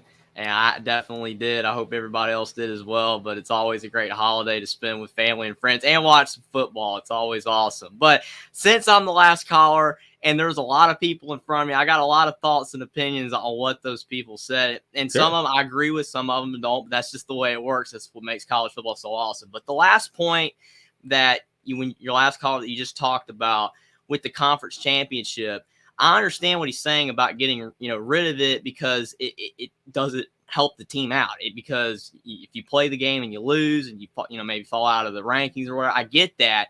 But my argument is when you have the playoff, which is why I've been against it the whole time, add to it, even creating it in the first place, even though the old system was flawed, is because when you make change, then you have to make more changes to fix that original change. So you're basically you're saying get rid of conference championship games because we're doing the playoffs. So the playoffs more important. Well, that's the problem with the playoff, because you did that. Now you have to get rid of this. And then he talked about how if you're not going to have the two teams battle each other to win the championship, it's just award the team that to play a 10-game schedule, conference schedule, and the team that wins it wins the conference or whatever. The problem is you're not all playing each other, and these conferences are going to have 16 and 18 teams. It's imbalanced schedules. So the winner, maybe the one that went undefeated, maybe would have had an easier schedule than the team that lost the game. It's not exactly fair, however you do it. There's a loophole. There's a problem any way you do. Yeah, it's never fair. Mm-hmm. And I again completely understand his point, but that's why I liked it before, when you just had BCS, you had the conference championship games. That's just the way it worked. And if you lost the game, you were done. It is what it is. I mean, it wasn't perfect. I didn't like when Alabama lost the kick 6 game. I was upset. I wanted them to be able to make the BCS, but having it where now you got these teams and opting out of these conference championships because I don't want to lose. I mean, that's just insane. All this stuff is insane. Players opting out of bowl games because they don't matter because of the playoff. That's been the whole problem with all this in the first place. I like the playoff in a way, but in a way I don't. So what do you want? What would you do? I would have it the way it was before. It wasn't a perfect system, but that's the way I would have it. The way I would it go was back before? to A BCS championship game? I would prefer the BCS just by itself. The playoff is the next with the 4 teams is I don't dislike it, but the more teams you add, it makes it worse for all the bowl games because now you have it where the bowl games that are underneath the playoff are really going to be irrelevant. The New Year's Six already are. The players don't even want to play in it, which I get for their careers and futures, and I'm not against them opting out completely, but you never had this before the playoff. You just didn't. Well, I think much of the player attitudes come with exactly with what you're talking about. The changes in the format have caused some of that, but I think it's also just more enlightenment out of them and more information of knowing what's at stake. So I think we would be headed in this direction of opt-outs regardless. The thing I have an issue with the BCS, it's not so much that I have an issue with the BCS formula itself, but we could go through the 16 years of the BCS, and I can give you an argument for a team or 2 or 3 that were left out of the BCS championship game almost every year that had just as much of a right to be there as the 2 teams that were there. I 100% agree. And I mean, even the playoff system isn't perfect because, especially when you had the 4-team playoff, because there maybe could be a team or 2 that was left out that is deserving. Alabama last year, you could argue, was deserving of a playoff spot, even though they had the 2 losses. In a way, they didn't get in because they lost, but they were probably better than TCU by far. I mean, because TCU lost to K-State, Alabama destroyed them. I understand that 2 results aren't correlative of how good a team is, but on paper, Bama's way better. But still, 12-team playoff fixes that. Alabama's in, but then you got all these other problems that are, arriving because of it. It is what it is. Like I said, I'm going to like college football forever, my entire life. There's going to be a million more changes between now and then, but some of the changes aren't good in every aspect. Some of them are good in certain ways. Some are good, some are bad in certain ways.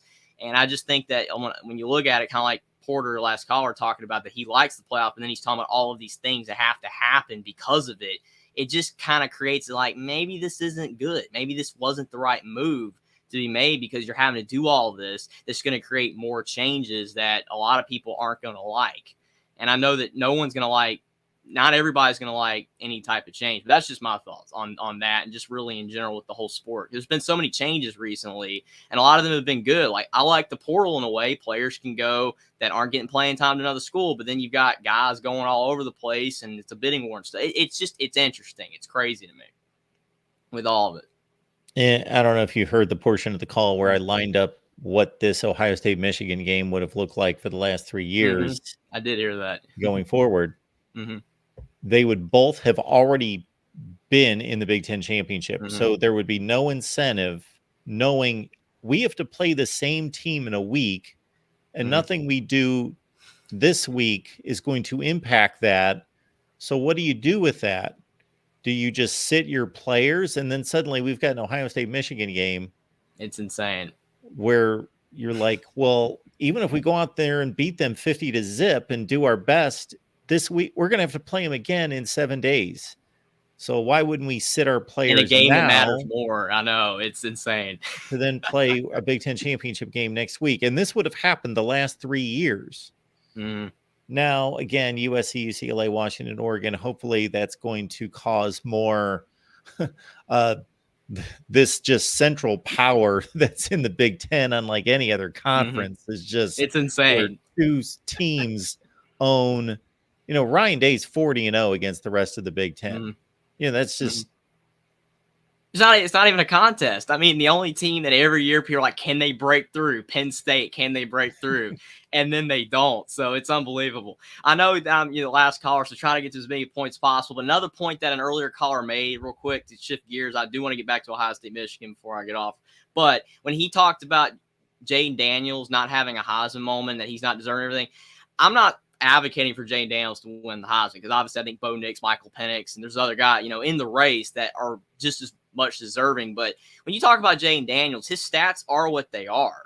And I know he's on a 3-loss football team, but that's not his fault, right? I mean, he's on a football team that if it wasn't for him, they probably would be struggling to go 500. And that was the argument that I made last year for Caleb Williams when he ended up winning the Heisman. Some people are like, well, he's not in the playoff. Well, they wouldn't have gotten where they were without what he did.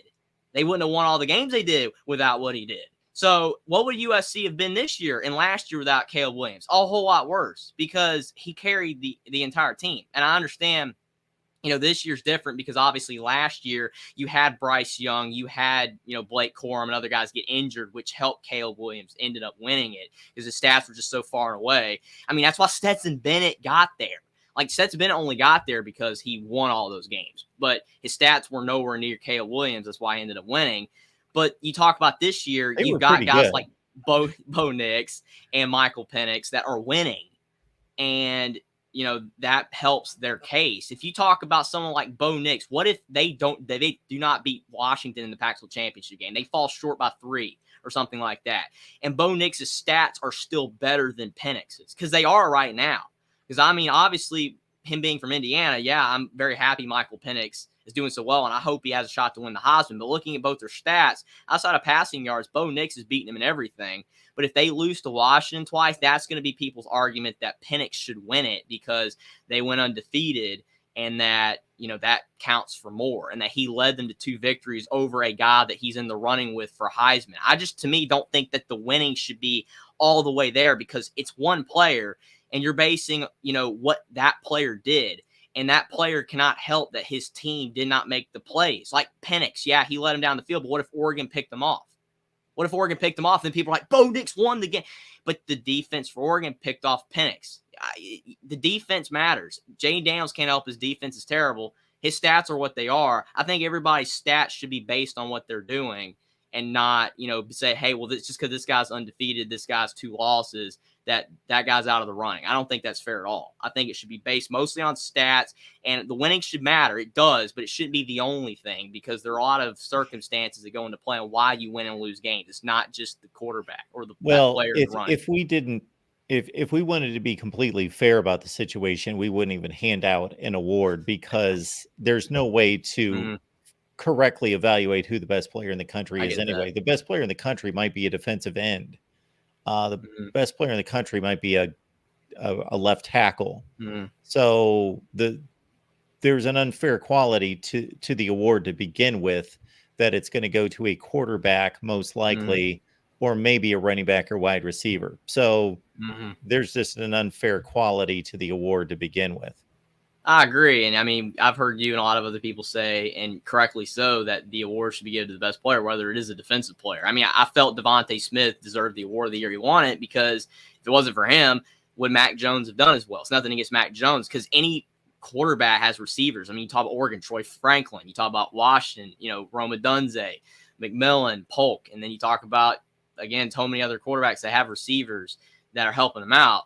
And they should get credit for it. But in that particular year, Devontae Smith did so much. But you're right. It's an unfair award. I mean, I don't not care who wins it because it is important. It's great for the player. It's great for the people that even get to go there and not win, but just to be there. But, yeah, it is an unfair award. I think that any narrative say you should take the winning into account, just the stats, they're all wrong. It's just, I guess, a combination of all, and you try to do the best you can. But I just wanted to say about that. But Michigan, Ohio State, really quick. You talk about that game. I think it's ironic when you talk about Jim Harbaugh, how a few years ago, I remember 3 years ago, Jim Harbaugh, if he doesn't beat Ohio State, he's fired. And now they're starting to do the same thing with Ryan Day. And it's even worse because with Harbaugh, at least, there were arguments. Well, he wasn't winning always, in those first few seasons. There were some losses there, here and there that weren't very good, including Indiana 2020. But you talk about Ryan Day, he's beating everybody. To your point, he's beating everybody, 40-0. And if he loses, he should be fired. Get the net. What do you expect here? I mean, Michigan, they're playing better. They've got better players than they've had in a while. And Ohio State has happened to lose 2 games in a row. If they lose on Saturday today, they should not fire Ryan Day. It shouldn't even be thought of, but it's hilarious how the tables have turned. It was Harbaugh, and now it's Ryan Day. And I think the other thing that's funny, I've been saying it the whole time, is how if Michigan wins this game, all of the fans are like, we won without Harbaugh. We're so much better than you. But if Ohio State beats Michigan, then they're going to be like, well, we didn't have Harbaugh. If we had him, we would have won. So, again, the narrative, this is why this rivalry, even though I have no stake either way, not really a fan of either team, I like both of them fine, but the rivalry is so intense because these narratives, people believe this stuff, and they'll live to die on it. They believe it to the end. If they make these narratives and they just spin that, and it's so funny because some of them have validity, but some of them are just downright hilarious. Yeah. So, yes, Jim Harbaugh did a nice job when he first took over at Michigan. There's no question. They were a 5-7 program. He took them over, instantly made them 10-3. But yes, to compare what he was doing at the time that he was losing to Ohio State 5 years in a row versus what Ryan Day is doing at Ohio State is not comparable. And it just magnifies how much is put into this one game that you have to win this game. John Cooper had 2 seasons in his last 4. He actually had 93, 95, 96, 98. So he had 4 seasons where he only lost 1 game those 4 seasons, but he lost 3 seasons to Michigan, and then he gets fired 2 years later. So it's just a game that has that much emphasis on it that everybody forgets the 11-0. And if Ryan Day loses tomorrow, it's not going to matter what he does in the Orange Bowl. And then it's not going to matter the first 11 games of next year until he can redeem himself against Michigan. And is that unfair? Well, to a certain extent, it is. Yes, it is unfair, but he gets paid a lot of money and he accepts what it is. And I hear him at these news conferences. He probably mentions it every other week that he understands he's got to win every game. Yeah, because, I mean, think about it. If you don't beat Michigan and then say next year you lose to a Penn State or USC, then the hot seat toss is going to be through the roof. Well, now you're not beating Michigan. Now you're losing these other teams as well. So it's going to be unbelievable on that. But, yeah, I personally picked Michigan to win, and it's not, a confident pick because I think either team can win. Obviously, the spread reflects that.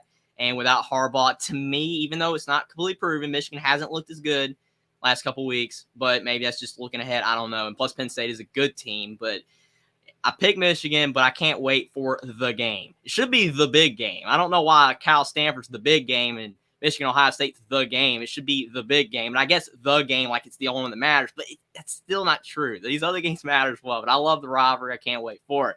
Last thing, like 2 quick more points, because I know you probably want to go to bed. I don't blame you because you got to get up at 11 a.m. That's awesome stuff. For sure. Well, I'm going to be getting up a lot earlier than 11 a.m. Believe me. I know what you mean. I'm just saying like you got to be ready by 11 a.m. Yeah. But yes, I'm having breakfast at 8 in the morning. So, oh man, okay, I got to make it quick then. The NFL, not the NFL, but the playoff, the college football playoff. The scenarios in my head. People talk about Alabama, and when you talk about if they beat Georgia in the SEC championship game, is there any way that in your mind that if Alabama beats Georgia that they don't get in the playoff? Well, sure. We've got a Big Ten winner. We've got a Florida State undefeated team. We've got a Pac-12 champion that's got let's say it's Washington with no losses. And then we've got Texas with a head-to-head win in Tuscaloosa.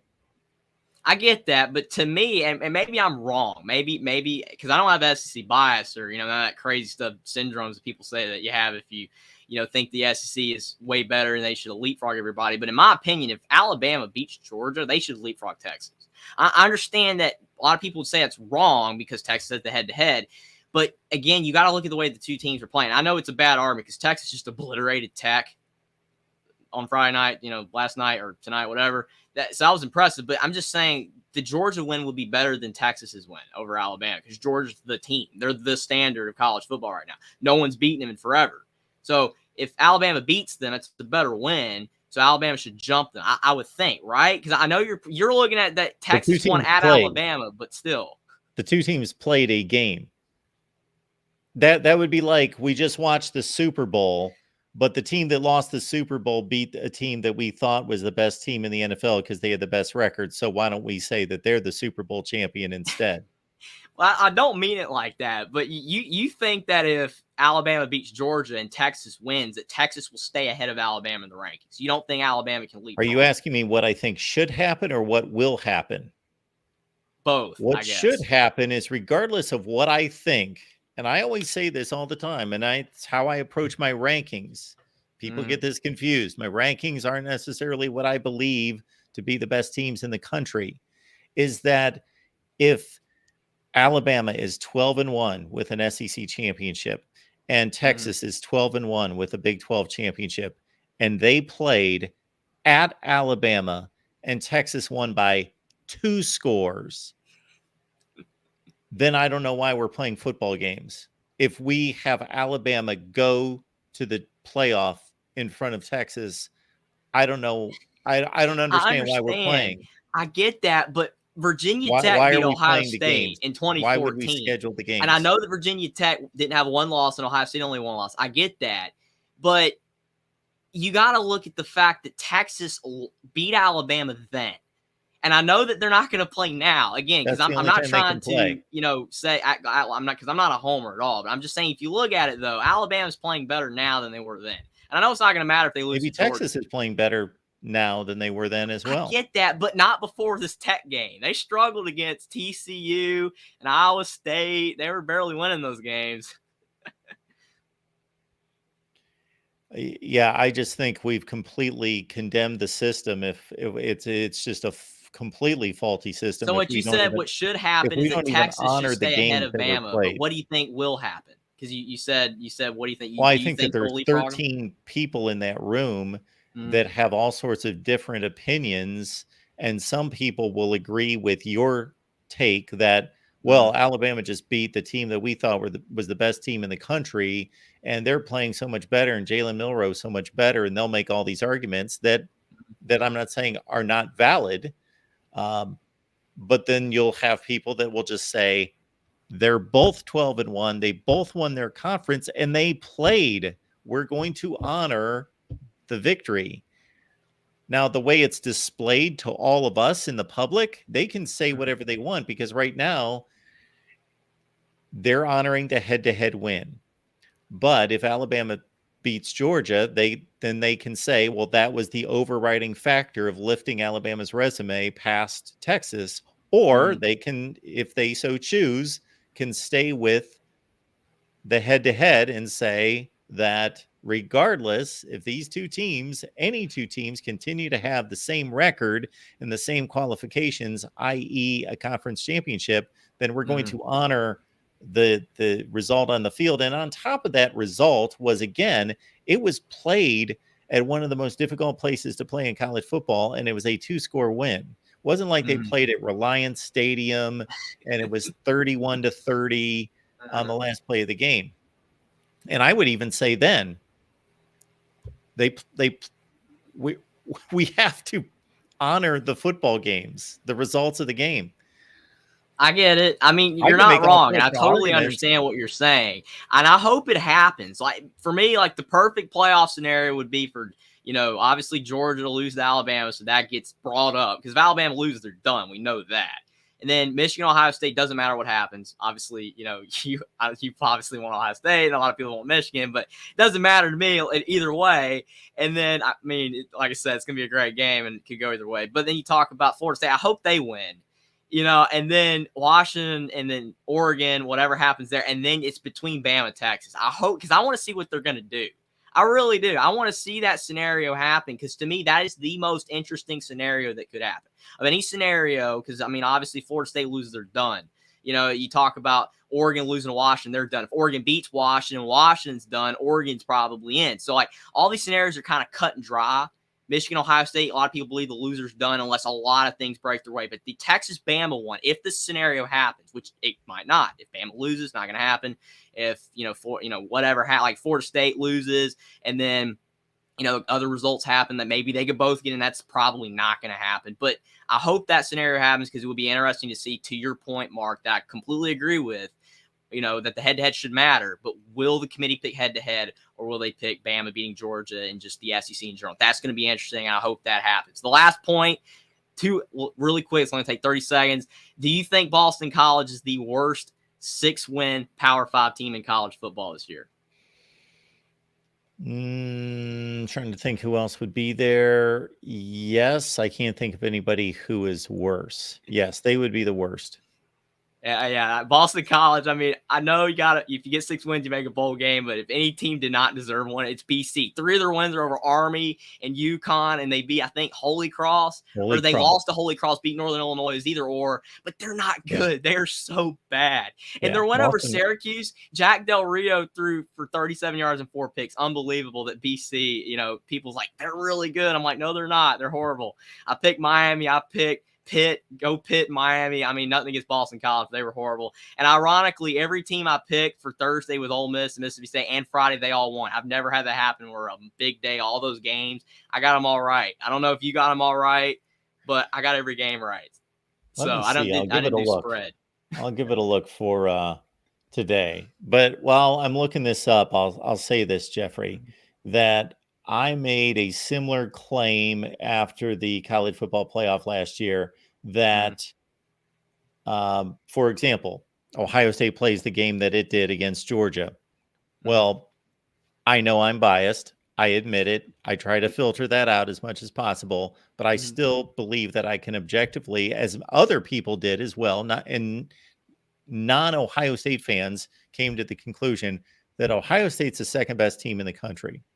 But if I have a Michigan fan come to me and say, they're not the second best team in the country, we're the second best team in the country, I absolutely understand their point. Obviously, they won head to head. I mean, I get it. Georgia, Ohio State, Michigan, it's very tight. All 3 teams are really good. After that, it starts to drop off. I mean, you can make an argument for Bama at 4 as the best team. But it's still, I mean, Florida State, especially with Travis, I mean, there's a lot of good teams. Washington, Oregon as well. Well, if you're asking me who the 4 best teams in the country are, I believe that they're Georgia, Ohio State, Michigan, and Alabama. I agree with that. That's the way I see it, and that's why last year when TCU got in, I was like, I'm glad for them. But Bama was, they always say pick the 4 best teams. Well, Alabama should have been in then if that's how they're going to go by. But you had to put TCU in, which I was glad they did. Yeah, you have the spreads obviously, but I mean, so the team on the left is the team that I picked to win the game. So what is that? Miami, Oklahoma, Iowa, Missouri, Texas, Penn State, Oregon. So I picked them all right. And then I had Tulane, I believe, was the bottom one. Yeah. So it's not super impressive. Like I'm not like super excited that I got them all right because it wasn't to me that hard of a day to predict. Like every game went like the favorites all won, except Nebraska. But even then, like Iowa, I think more people picked them.